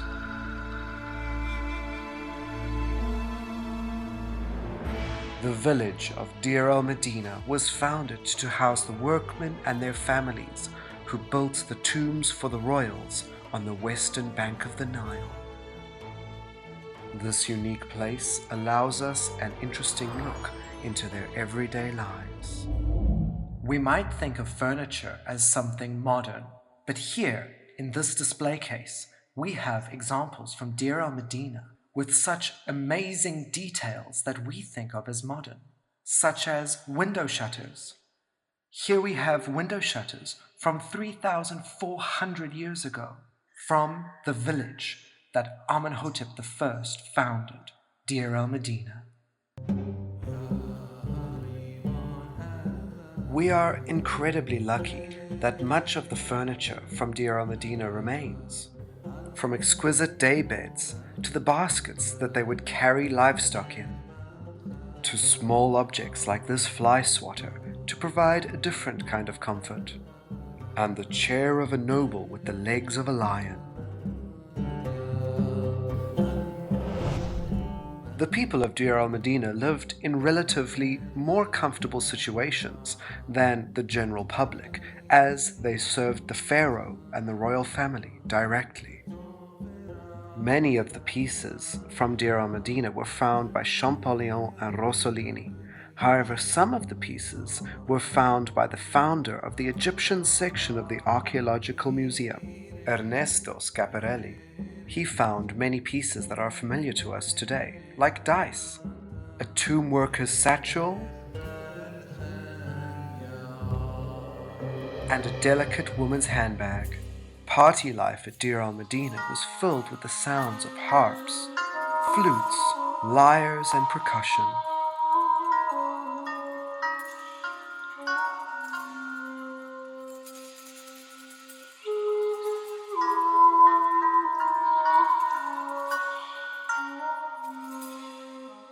Amenhotep I brought about a new age in funerary practices. This mummified form of the pharaoh inside a stone sarcophagus would do his work in the afterlife. These new forms go back to the tradition of funerary figurines. As now the Egyptians believed you needed to do the work yourself, these figurines could be woken up and made to do the job for you. Along with papyrus and wall inscriptions, these figurines would assist you to make your next life more comfortable. They would only place one of these inside your tomb as your double, hence why they are in the form of your mummy. This early 18th dynasty practice was short-lived and soon replaced by hundreds of figurines inside the tomb to do your bidding. These servants of the dead were called shabtis. Each shabti had a specific role written out on its body in sacred magical texts. Nefertiti, a vizier in the early 18th dynasty, had this shabti wearing a special ceremonial cloak in the form of himself placed in his final resting place. The tomb in the 18th dynasty became the House of Eternity. A short-lived practice was having the owners of the tomb carved onto the wall, greeting their mummified body as it arrived during the funeral.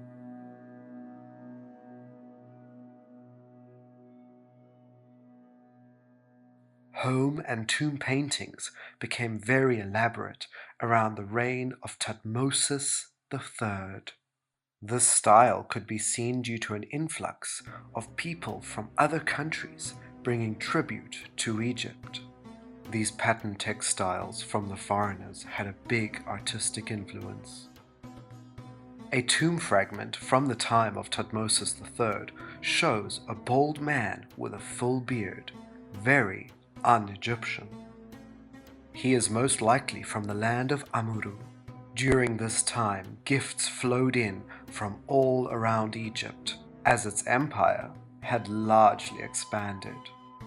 Copper from Assyria, gold from Nubia, silver from Greece, and ivory from Punt.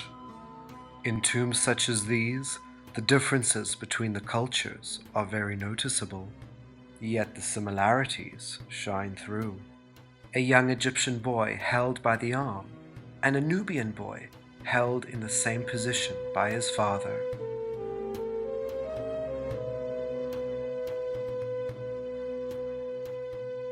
In life, some women of a higher class could have attendants helping them to fulfill their every wish. From preparing meals to helping with hair and makeup. Egyptian servants were well respected and in many cases became part of the family. Female servants were given clothing, housing, and many other benefits. You see, in ancient Egypt, women had many more equal rights than any other civilization, then or now. These ancient women were allowed to work, make decisions about the family, inherit, own property, and marry whomever so they wished.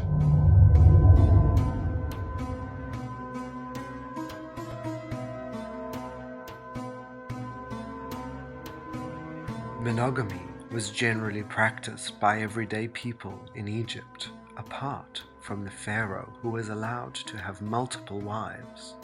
There are the odd exceptions, such as the scribe Humasha, who had his 2 wives shown on this marriage statue. This rare statue shows his 2 wives, their 5 children, their 2 grown-up daughters, and their 2 grandchildren. In the 18th and 19th dynasty, marriage statues became common practice. Usually, a marriage statue shows a couple holding each other by the waist. However, this is a supportive statue showing the whole family holding each other by the shoulders. Just like today, not all marriages end happily. Tui, the wife of the treasurer of Amun, had her husband deliberately chiseled out of their marriage statue. Women and men in ancient Egypt were allowed to divorce on grounds of many causes, from adultery to theft. If you got divorced, it was customary to have the spouse who had wronged you removed from any statue or image. Cutting a mark on the face, such as the eyes, nose, or mouth, would take away the person's spirit that was attached to that image. Not all objects in a museum need to be on a grand scale to be classified as a masterpiece. This woman is one of my absolute favorites. Although much of her is missing, such as her arms, inlaid eyes, nose, mouth, and clip-on linen, the carving on this 18th dynasty woman is exquisite. Spanning from pre-dynastic times until the late period, concubines of the dead were small female figurines placed in men's tombs to fulfill sexual and reproductive needs in the next life. The time of conceiving children and giving birth was some of the most interesting and dangerous times to the ancient Egyptians. Protecting the female fertility was paramount. These strange ivory boomerang-shaped objects were crucial during childbirth. In essence, they were a magic wand to draw a protective spell around the pregnant woman. The hippo goddess, Tawaret, became the protector of feminine pregnancy. Many women sought out Tawaret to help them conceive and protect their birth.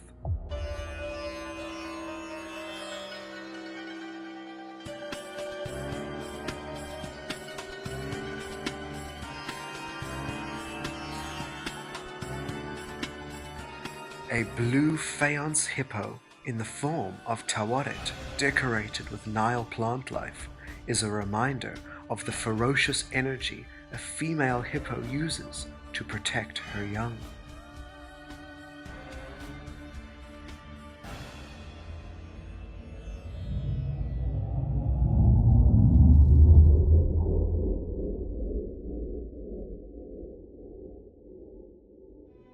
The principal wife of Thutmose III, Merit-Ra, is often shown in the guise of the goddess Hathor, the goddess of love, beauty, music, and motherhood. This unusual stela shows Merit-Ra and Thutmose III on the right appearing as the god Amun-Min, Min being the representative of male fertility and virility. With his erect circumcised penis shown together, these two symbolically represent the prosperity of the land.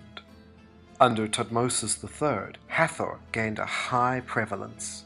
Many people were shown in the process of becoming one with Hathor, applying makeup. A great thing is that we have some of these mirrors that we see shown in the tombs to provide us with an even stronger connection to these people. We even have their eyeliner that they used to use in everyday life. But looking good wasn't enough. You had to smell good too, and everybody in ancient Egypt desired perfume. Certain smells and certain cosmetics were connected with different events and different deities. This cosmetic box belonged to an old man who had different eyeliners inside each vial for a different purpose. Cosmetics in Egypt were big business. The richest people had the most luxurious cosmetics, including many different types of perfumes and face creams. The poorer people simply used kohl to apply to the eyes.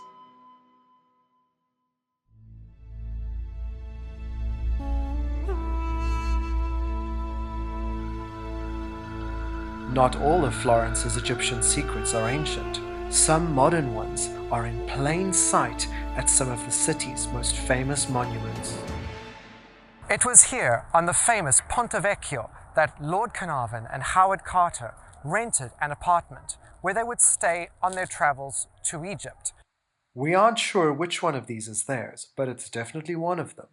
The position was perfect, nearby the Egyptian Museum where they had donated several artifacts, and nearby their photographer friend Harry Burton, who, as a matter of fact, lived right over here.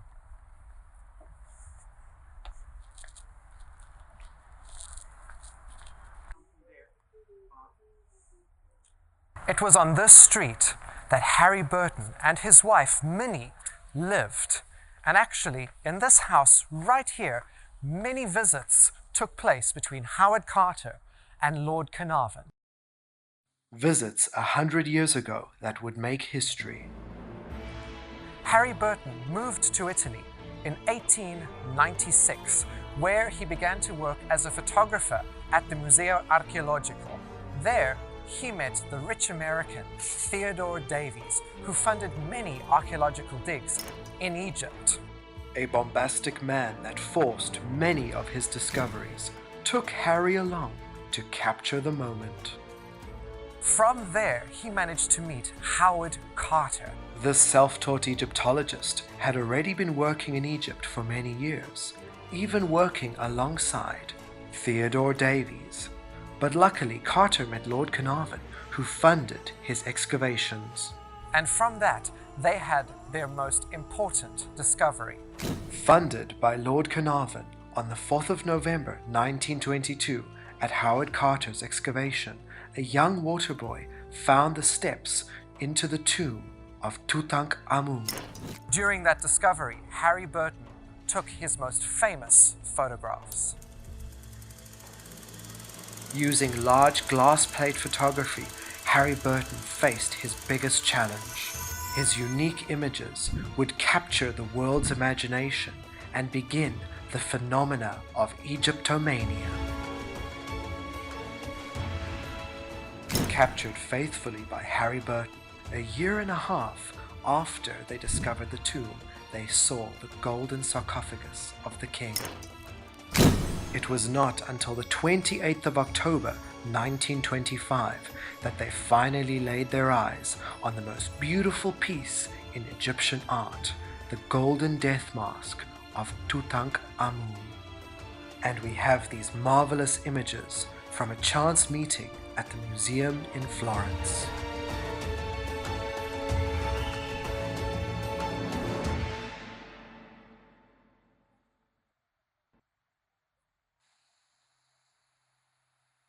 Howard Carter and Lord Carnarvon had made many discoveries. Unfortunately, these were never as famous as Tutankhamun. Their excavations reveal some of the finest details in Egyptian objects. In 1903, Howard Carter began to re-excavate Tomb 20 in the Valley of the Kings. The tomb that was reused by female pharaoh Hatshepsut after her father. The same year, Howard Carter discovered KV-60, the supposed final resting place of Queen Hatshepsut. Both of these tombs were filled with various debris from grave goods, all pertaining to Hatshepsut. When Hatshepsut's husband died, there was a gap because the next pharaoh was too young. She claimed the throne and became full pharaoh. Although Hatshepsut's reign was fairly successful, her successor Thutmose III did his best to take her name out of history. But looking upon the items from her tomb, today we can still remember the great female pharaoh, Hatshepsut. This pharaoh led many trade campaigns, particularly to the land of Punt, where she acquired the myrrh incense she needed to create her favorite perfume. Punt, the land believed to be modern-day Eritrea or Ethiopia, provided an array of botanical goods to enrich Egypt. Her expeditions to Punt were well documented in her mortuary temple at Deir al-Bahri, a place well documented by Howard Carter.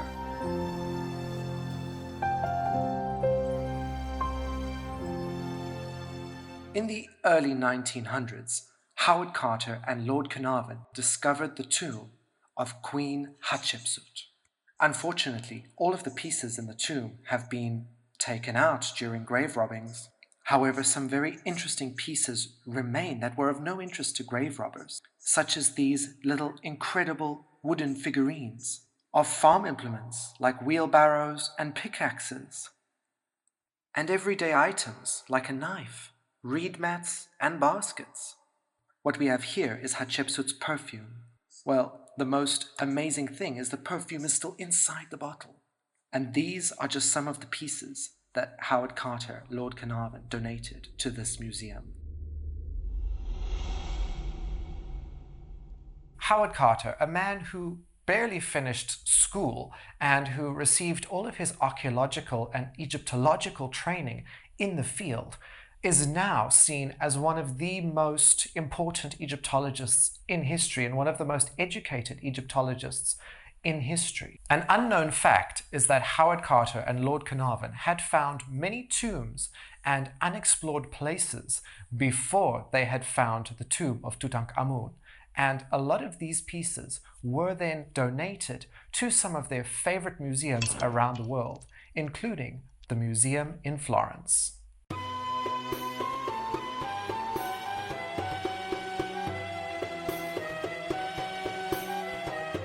Just 3 pharaohs down the line from Hatshepsut, we meet one of Egypt's most peaceful and respected rulers, Amenhotep III. Much of his warfare was done through words, and it's through these words of Amenhotep III that we know much about his policies and life.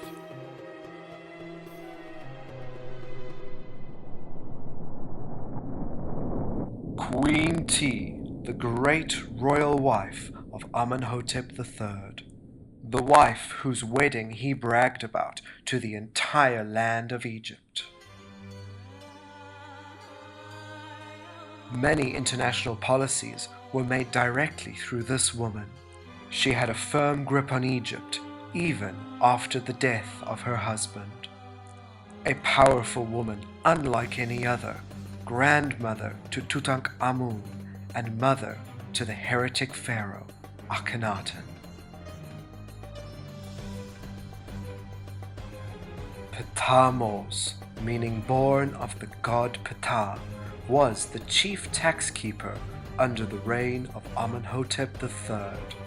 This statue shows Ptahmos holding an offering table for tributes and taxes.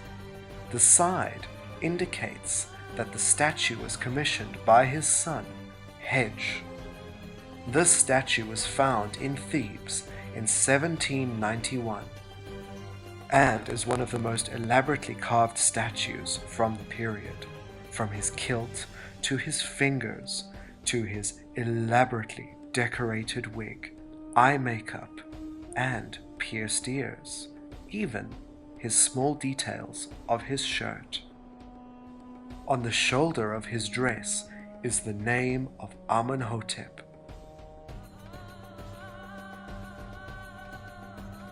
Many have thought that he was the same Ptahmos that was the vizier succeeded by Ramosa. However, evidence from Ptahmos' tomb, the vizier's tomb, and his stela prove that the tax keeper and him are not the same person. His predecessor was Meri-Ra, who was also given the title of the one who cares for the king's personal belongings, which means it's the same job that Ptahmos would have done. He was promoted to this position in year 30 of the king's reign. His job was to collect taxes, set the tariffs, and meet with foreign dignitaries. An 18th dynasty man holding one of the highest ranks for an official during the reign of Amenhotep III was named Hui. Hui was the son of the mayor of Memphis and the brother of the vizier Ramosa. This stela shows Hui on the right and his son Ipi on the left. Ipi succeeded him in being the high steward under the reign of the new pharaoh Akhenaten. Another man named Ptahmos from the reign of Amenhotep III, yet this man was not the tax inspector. He was the high priest of the Memphite god Ptah. The complex god Ptah was mainly worshipped in the north of Egypt. His origins dating back to the Old Kingdom, he served many purposes, including master of the architects, patron of craftsmen. At one stage, he even became associated with the creator god and with Osiris, the god of the dead. This statue was the first ever acquisition by the museum in Florence. It was first housed at the Uffizi in 1753. High priest of Ptah, Ptahmos, even makes an appearance in the famous painting Tribuna of the Uffizi from the mid-1700s.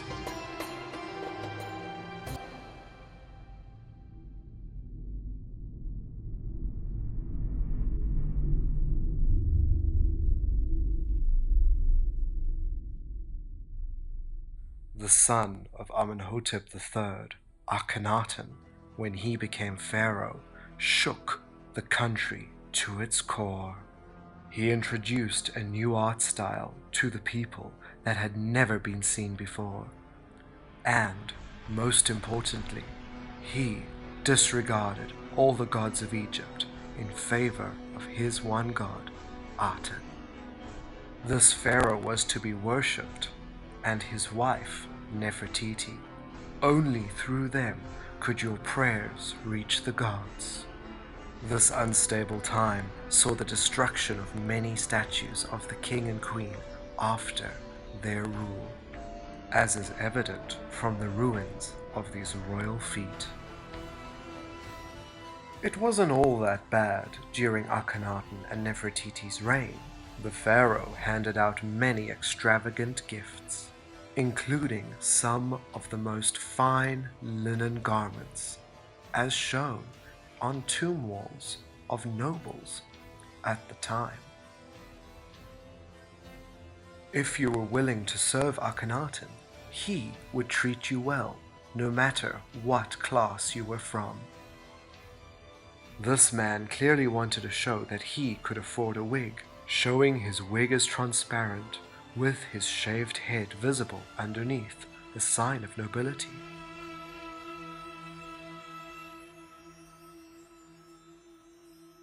One of the highest nobles from the reign of Amenhotep III and the early years of Akhenaten, his death mask made out of fine cartonnage and linen, and finely decorated with beautiful details. He was the brother of High Steward Hui and the son of the mayor of Memphis. Ramoses was a vizier during the time of Akhenaten and Amenhotep III.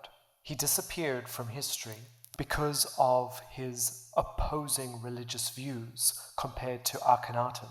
And Ramoses' tomb, which is one of the most beautiful tombs I've ever been into. Everything is white limestone with only the black for the eyes laid out. We do not have Ramoses' mummy, but we do have his cartonnage death mask, made in the same style as his tomb, white with only the black for the eyes. He is absolutely beautiful. His mummy has never been found. Sinisterly, his death mask was filled in with mud. Maybe his body was never laid to rest.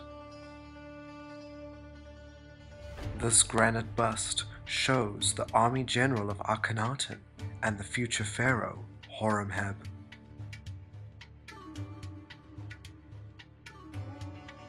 Horemheb played a big part when Tutankhamun became the pharaoh after Akhenaten. This fragment from his tomb in Saqqara shows us the young Tut. During the reigns of Tutankhamun, his successor I, and Pharaoh Horemheb, Egypt became prosperous once again, for the only reason that they abandoned Akhenaten's new religion and new city, returned to Thebes, and reinstated the gods. And under these post-Amarna rulers, ancient Egypt's plethora of gods began to become favorable again, and the people began to worship the way they used to. And their most revered practice of entering the afterlife became attainable once again. The former gods had returned.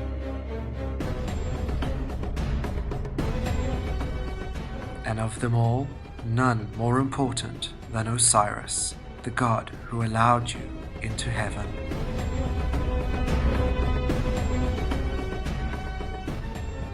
Anubis, the god that led you to Osiris, began to rise in prevalence once again.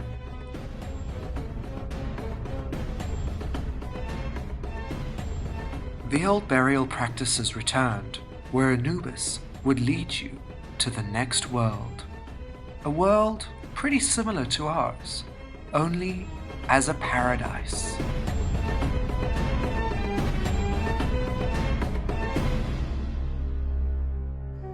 tombs from the late 18th dynasty show the prosperity and the thoughtfulness that people put into getting into heaven. An official mourner attending to the sarcophagus of the deceased, being held up by the priest and adorned with bouquets of flowers. Not exclusive to royals and nobles, now anybody who could afford one was allowed a tomb.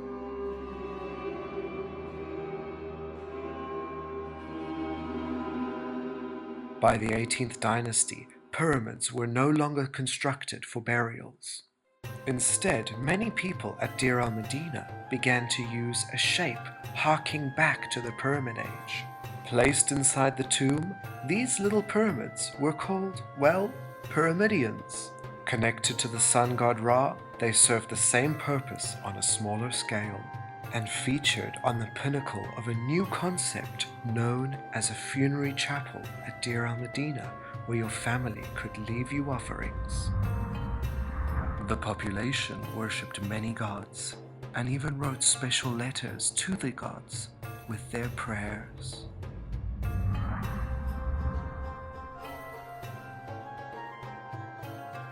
At Deir el-Medina, several goddesses appear in the life-giving tree. A cow goddess in a tree pouring out libations, Hathor, one of the most popular gods, especially during the new 19th dynasty. During the 19th dynasty, the presence of Hathor was immense. Apart from being the goddess of love and beauty, she became the Lady of the West, and in some cases replaced Anubis to lead you to Osiris. This is a loving scene between Hathor and the second pharaoh of the 19th dynasty, the father of Ramses II, Seti I.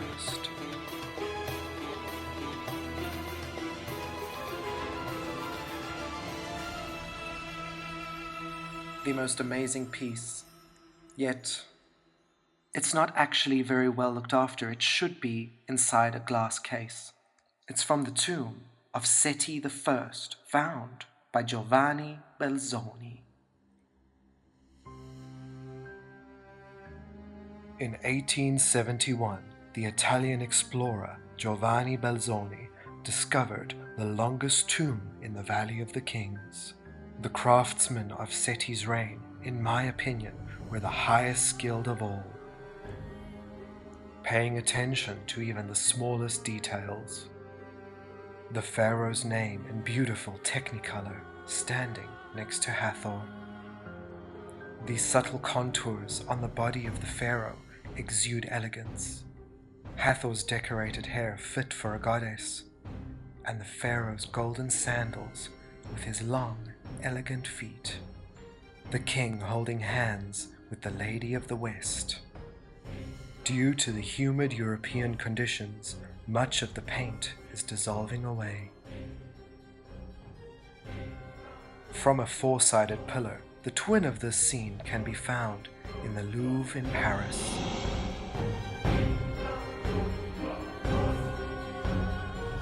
Preserved in a glass case, the colors are faithfully visible today.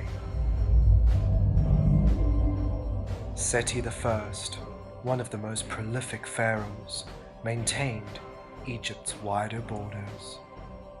He venerated the gods and started the biggest building project in the land, expanding Egypt's economy and laying out the foundations for his son and future pharaoh, Ramses II.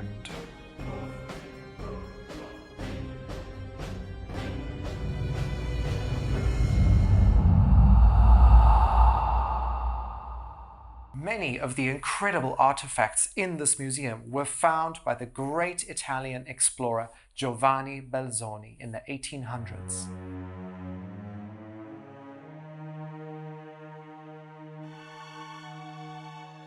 During the 19th century, Egyptian antiquities attracted the attention of scholars, scientists, travelers, adventurers, and glorified tomb raiders.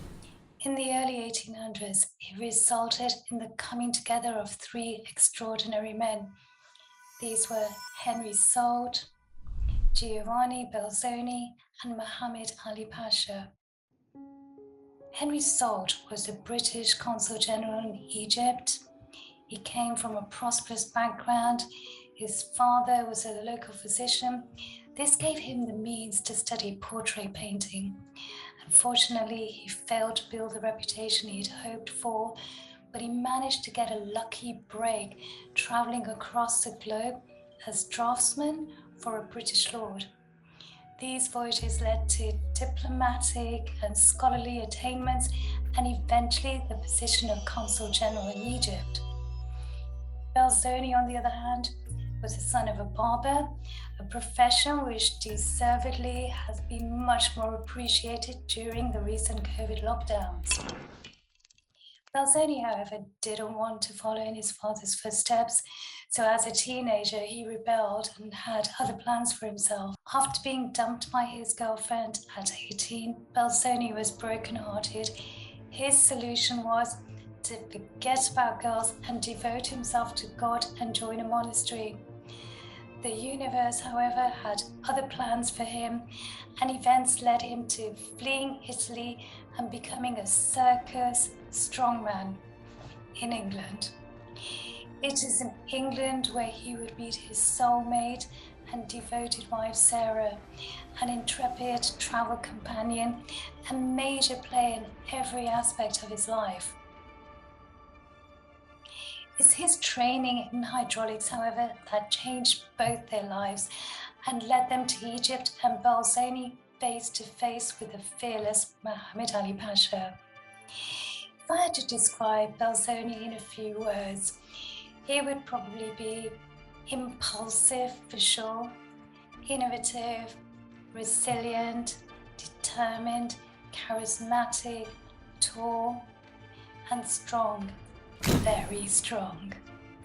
In fact, if he lived in this day and age, he would be a social media sensation and probably have millions of followers on Instagram. Muhammad Ali, the Pasha of Egypt, although shorter in stature to Belzoni's 6'7", was also innovative and responsible for modernizing Egypt, improving Egypt's irrigation system, and many other reforms at any cost, including gifting away countless Egyptian antiquities.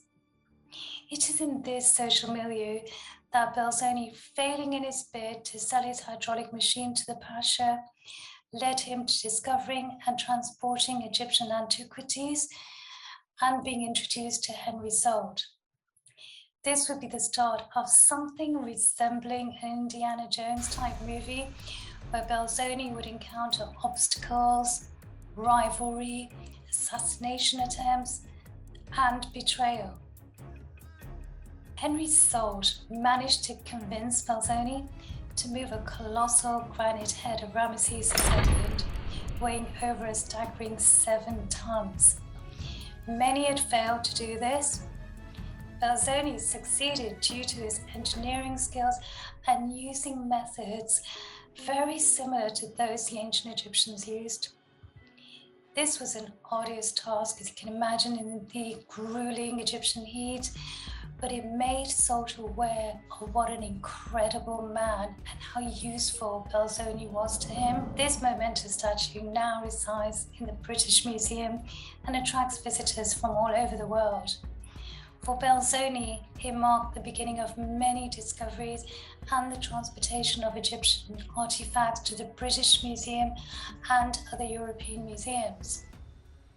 To Belzoni's dismay, Salt ensured all the glory and recognition went to him rather than to Belzoni. The artifacts delivered to the museums became known as the Salt Collection. Perhaps seeing Belzoni as an employee, he didn't feel the need to give him the recognition which Belzoni obviously felt he deserved. This led to Belzoni ensuring temples and tombs he discovered displayed his name and the date of discovery. His wife Sarah also needs to be mentioned because she was instrumental in his discoveries and her input is often ignored. On arriving back in England, the Belzonis ensured that his version of events was documented, leading to the publication of a book which became an overnight sensation in several countries. This book, for a short time, earned Belzoni the fame that he had dreamt of. Belzoni probably achieved what he wanted, and that is for all us museum visitors questioning every artifact we see labeled as the sold collection. We're going to be asking, is this actually part of the sold collection? Or is this glorious artifact that's been taken from Egypt the result of a unique set of skills, imagination, and ingenuity of a complex, fascinating man called Giovanni Belzoni? Many pieces discovered by Belzoni go uncredited, such as this beautiful image from Seti's tomb of the goddess of truth and justice, Ma'at, named here as the daughter of Ra, identified by the ostrich feather. Belzoni discovered countless tombs throughout Egypt, filled with some of the most beautiful treasures, including these alabaster canopic jars still containing the mummified organs.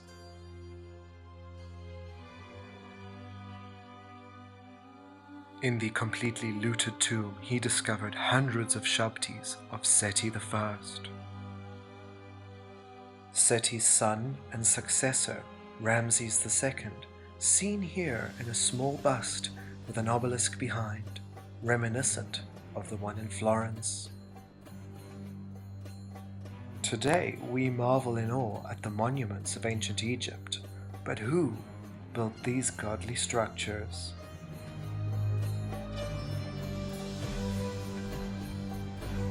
Well-trained and skilled men were hired to create the empire.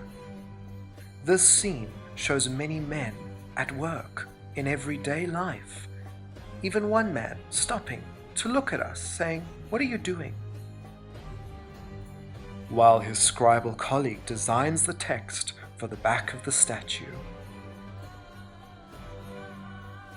The designer of Seti's tomb was a man called Baki, and Baki lived at Deir el-Medina, where he drew this giant ostraca, the initial design of Seti's tomb. The tomb was then finished by a man called Pashidu, and Pashidu went on to design the tomb of Queen Nefertiti. An ostraca was basically an ancient piece of notepaper where we can see the scribe practicing the pharaoh's profile before it became permanent. At the back of the Seti ostraca is a young Prince Ramses II.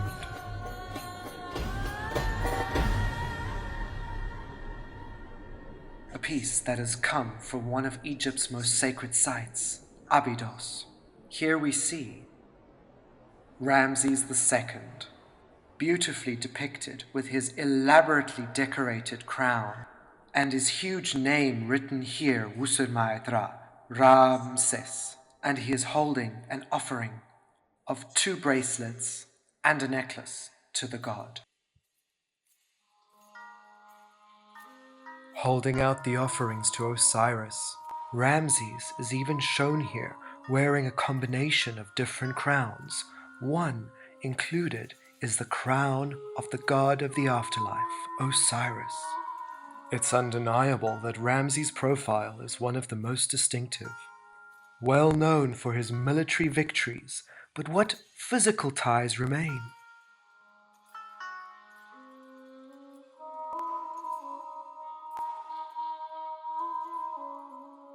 This is one of the most amazing pieces found in the tomb of Prince Ramses, the son of Ramses II.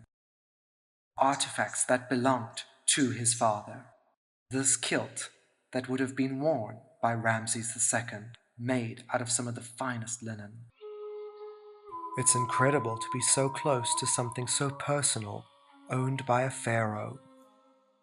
Other such artifacts include this dagger with a wooden handle topped with 2 falcons, woven reed sandals that were probably worn by the prince himself, and interestingly, an intact wig made from straight human hair and painstakingly plaited, and the lid of a wooden makeup box beautifully marked with the pharaoh's name in blue. Prince Ramses, the firstborn son from his second principal wife, was just one of over 100 children produced by Ramses II. Another man named Ramoses and his wife Tiye were one of the wealthiest couples who lived at Deir el-Medina during Ramses II's reign. His role was as chief scribe to Ramses. Ramoses worked alongside the vizier Paser to build up the following cult of the living god that was the pharaoh. Ramoses and Tiye were well looked after by Ramses, as is evident in their well-designed clothing and the tomb to allow them to meet with the god of the afterlife. Remnants of blue paint are still visible on Osiris on this stela. The wife of Osiris, Isis, and her sister Nephthys shone with their beautiful blue lapis hair, identified by the symbols on their head. The exquisite detailing on this stela proves that Ramoses and Tiye were a cut above the others, as they could afford only the best craftsmanship.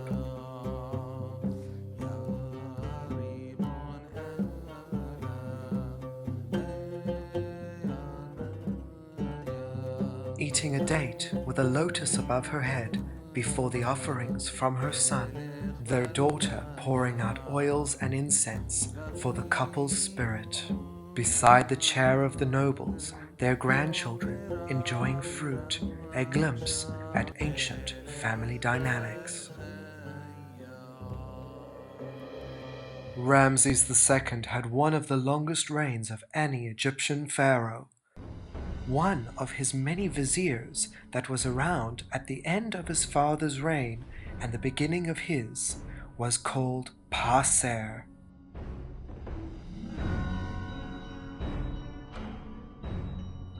He served the royal court as vizier and high priest of Amun for over 50 years.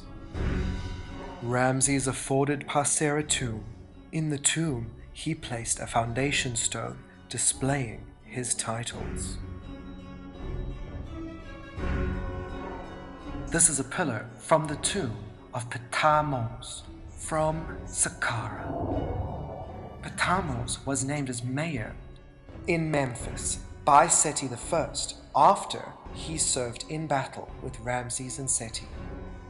We can see here Sekhmet shown at the top of the pillar. As we go down, we see Ptolemaic shown as the mayor. As we go down, we see him as a priest, his first role being a priest. And he is holding the staff. But what is so interesting about this is that we get an idea of young Ramses II. Here at the back, we can see young Prince Ramses II with his sidelock, very distinctly Ramses II.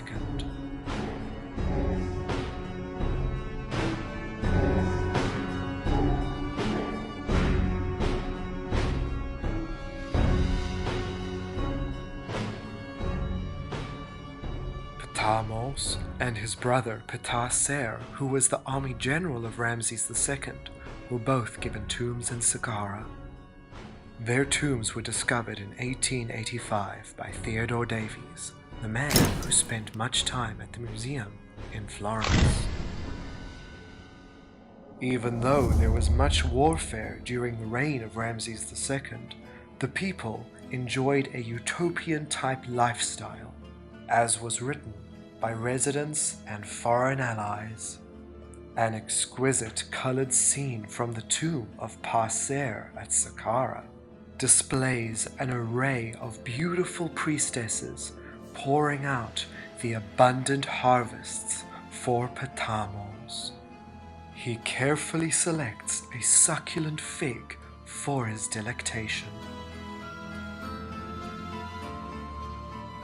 This is not fantasy, for we still have the urns used to pour the water out. Baskets of mummified figs, dates, pomegranates and coconuts have been found, which we can see on the walls.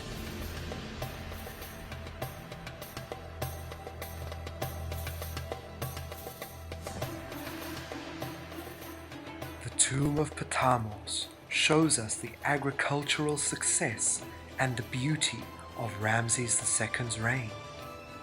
It is a wonderful thing to see items that were used by people in everyday life, items that were selected with care and grace,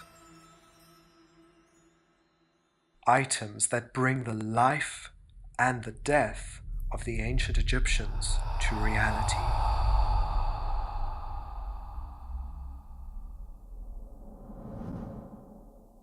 By the end of the 19th dynasty, there was an influx in mummification, and thousands of sarcophagi were mass-produced from workshops for burials, pretty similar to modern-day funeral parlors. There were even different levels of mummification that you could choose from. Late 19th dynasty officials could afford well-crafted funerary objects. From royal attendants to singers from the temple, all the way down to even one of Ramses III's horse stable managers. It would appear that the stable manager could not afford a decorated tomb, and thus he had his sarcophagus decorated with the gods he wanted to appease. The innovation of writing texts for the dead on papyrus during the 18th dynasty would become fully fledged in the 19th dynasty and used even more in the 20th dynasty. Scribes would produce a selection of funeral texts in order to help the deceased reach the afterlife. These books of the dead meant that the complex texts from the tombs could be condensed into a papyrus scroll. The end of the 20th dynasty saw a decline in Egypt's economy, meaning many tombs were then reused, raided, or destroyed. The high priests gained more control and would become more powerful than the pharaoh. At the start of the 21st dynasty, the country was divided between north and south. The pharaohs receded to the north, and the high priests ruled in the south. Now their lives and burials became even more extravagant. This divide led Egypt into its third intermediate period, and chaos ensued. Taking advantage of the divide, the Meshwesh, a division of the Libyan tribes, took power over the north and claimed themselves to be pharaohs, even adopting Egyptian customs. Building tombs in Tanis, they were interred like the Egyptian kings before them. The hands at the sides was a sign of a commoner in a mummification in ancient Egypt. Arms crossed over the chest with clenched fists indicates a pharaoh.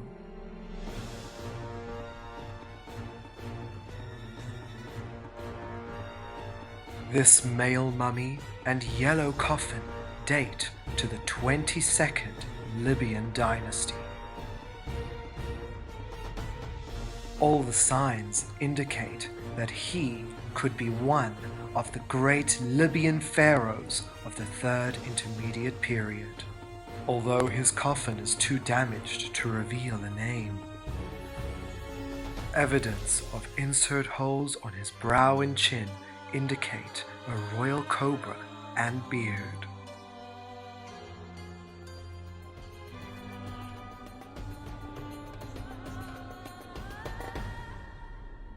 The Nubians to the south seized the moment and took power over Egypt, forming the new 25th dynasty.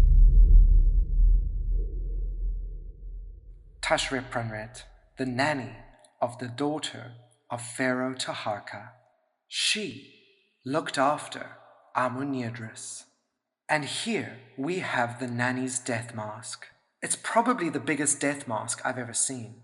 It is absolutely enormous. But think about, in the 25th dynasty, when Princess Amun-Idris was adopted from Nubia by an Egyptian priestess, and this Egyptian woman looked after her. And before that, Taharka, who was ruling Egypt as a Nubian at that time, had her put into such an elaborate burial.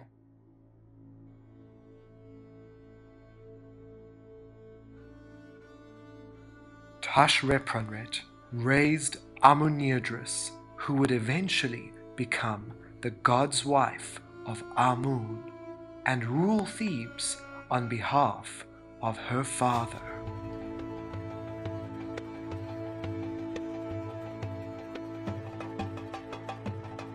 A temple was built at Medinet Habu in Thebes, where she was interred in her tomb.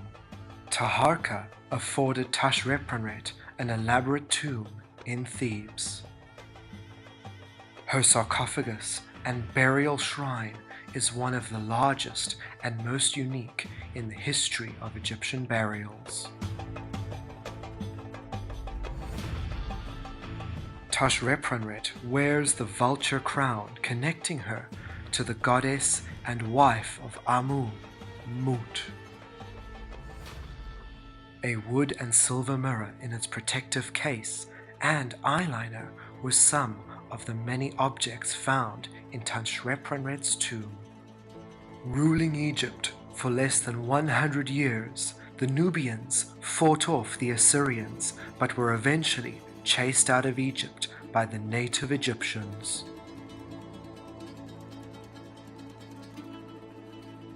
A line of weaker Egyptians were now on the throne.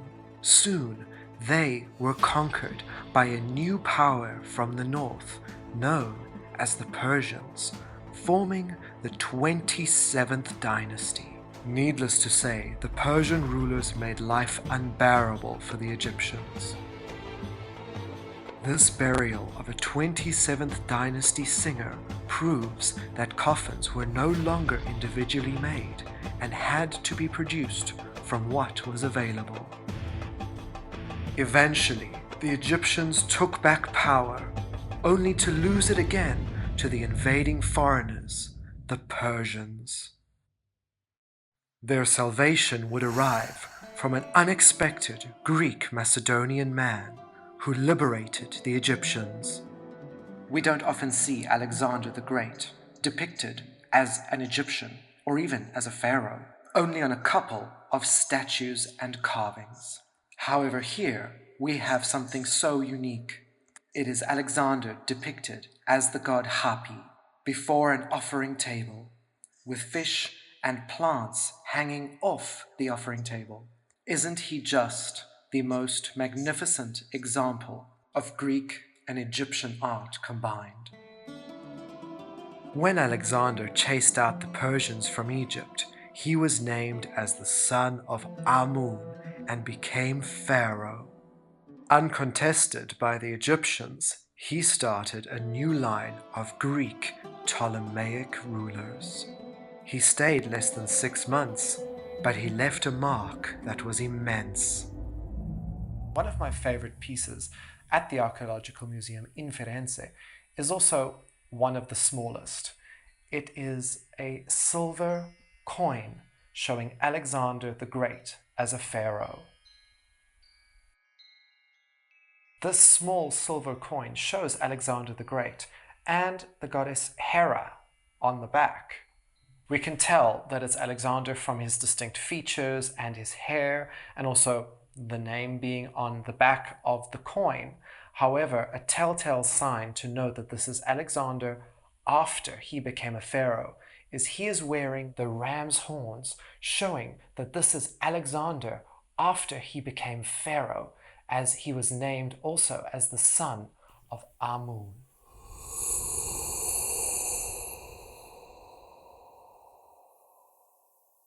One of Alexander the Great's favorite things that he found when he came to Egypt was the hoopoe bird, and he had it depicted in many temples. And this here is the favorite bird of Alexander the Great.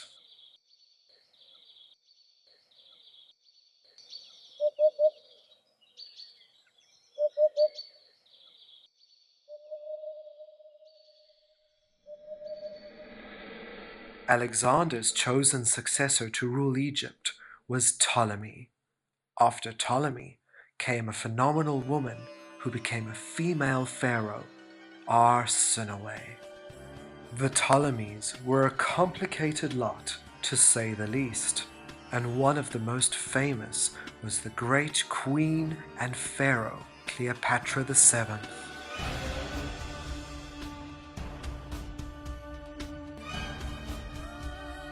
The patron goddess of Cleopatra, the one she most associated herself with, the one that she believed she was the reincarnation of, was the eternal mother goddess, Isis.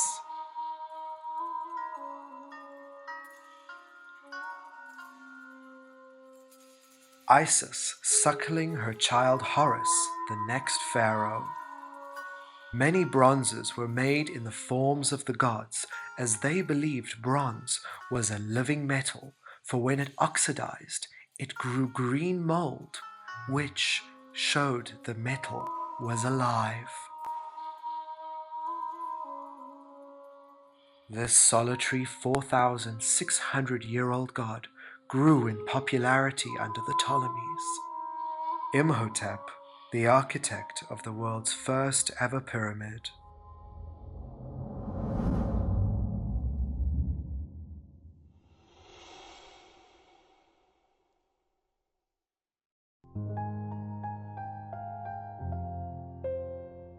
The museum in Florence yet again surprises us with more tangible links to the ancient world.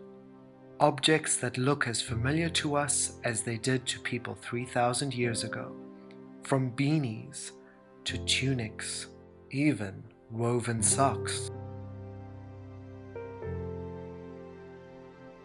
Objects that we even use today, such as these embroidered slippers. And a cloak with a hood that we would never have thought was worn millennia ago. There's something fascinating about staring at the face of an ancient Egyptian. This white painted face, once gilded in gold, inlaid with precious stones for the eyes. These faces from different dynasties across Egyptian history were originally on coffins.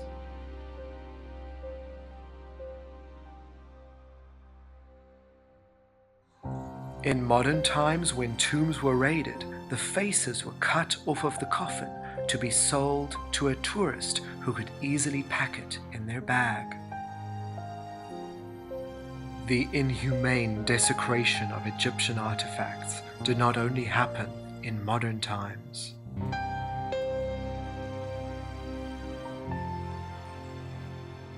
"2,000 years ago, after the fall of ancient Egyptian religion, the Christian Coptics who lived in Egypt painted the cross over the sacred writings, taking away their pagan meaning.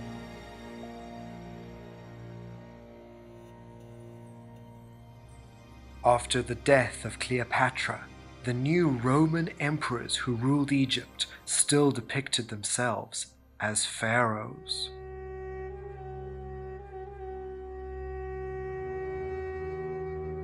un-Egyptian people showing themselves in Egyptian style.